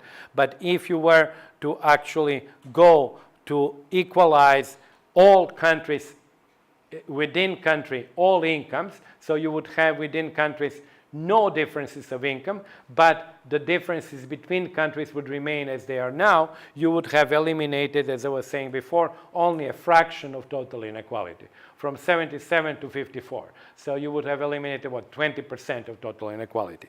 But if you were to equalize all mean incomes between the countries and leave income distributions as they are now, you would have eliminated 70% of total inequality. In other words, the tail index would go down to 23. So that, I think, illustrates this also, this trade-off, like what is more important? In other words, if you want to reduce global inequality, is it reduction of inequalities within nation states, or is it having poor countries converge on the incomes of the rich countries? So that's, I would leave you with this sort of a trade-off. And of course, if you have all countries having all equal incomes and everybody in a country having the same income as everybody else, then of course you have a tail coefficient of 0, which of course is, as I called it, the Shangri-La. That's not going to happen. But in any case, I think these are the trade-offs, and I think I try to illustrate and to show how you can move from methodological issues to empirical issues to really political and, moreover, political philosophy issues which are related to that. And I think to a large extent we might expect to have empirical work inform political philosophy, because it shows us in a more dramatic and clear fashion what are the trade-offs and what what we can expect. Because oftentimes political philosophy deals only in quantitative, obviously, qualitative statements which are not sort of supported by numerical part. And once you actually have the data, you can actually inform that discussion much better. Okay, so since we have started late, I would still give you a few minutes of time to ask questions, or otherwise I would just complete my presentation and leave. So actually I still have an hour of the okay. Yeah. Do you have a prior on the mechanism by which citizenship rents are extracted? Like, could you expand on the concept of the rent? Oh, you mean rent? No, there is no extraction of rent. Actually, you receive the rent by virtue of being born. It's essentially that you have, when we talked about differences in wage rates, it's because somebody is American and not Zambian, where he works for 8 hours as a bus driver, he would have a salary which is like 10 times as high as the salary in Zambia. So that's basically how it happens. And we are so much used to that it seems very normal. But think of the fact that if you were to work in South Chicago in the same job in North Chicago, you would have salary which is 3 times as high. We would not think that it is actually acceptable. But as I say, I am agnostic on that, because you can take Rawls's point of view and say, yes, it does exist, but it is okay because we are organized in nation states. Nation states have self-determination. Nation states have the right to exclude people or include people, and this is fine. Or you can say, well, it is a problem. So I'm agnostic, but I don't think there is a doubt that for the same job, incomes or wages are vastly different depending on what country you're born in. So there is not really extraction. It's not like you're going to cheat at somebody or something. But it does actually mean that you do have higher salary. Now, you can say, what would happen if you had full mobility of labor? So that's an interesting part, because many of these occupations, I think, in rich countries would be actually driven down in terms of returns, of wages. So that would be the counterfactual, absolutely full mobility of labor. Please tell more measures of estimating inequality with the kind of available data we have. Like more ways of estimating? Inequality, like with the kind of data we have. Well, we can, of course, we have now much better data than, they are not ideal. I mentioned problems with Chinese data, which are really big. I often say that unreliability of the Chinese data is only matched by the numbers of data sources. because they have a proliferation of data sources which are all about equally unreliable. But some are a little bit better. But we do have big problems. As I said before, also with Indian data, because we used to depend on consumption data, but really income data are very recent. Many other countries, even the US has big problems with data, but we can do a lot now. We have microdata, which we never had. I was saying before about Luxembourg income study, but all the other countries, you have this economic research forum, which has, countries from, data from Egypt, Tunisia. These are all microdata. Egypt, Tunisia, Morocco, Iran. For example, Iran has lots of data, microdata, and they're actually easily available. What other countries? And then, of course, we mentioned Asian countries. And so we have lots of stuff nowadays. So we can do a lot. It's just that we have to decide what to do. So you might want to do something for your dissertation. There is I think, in terms of data, it has never been better. But, of course, I think it will be even better in 10 or 20 years.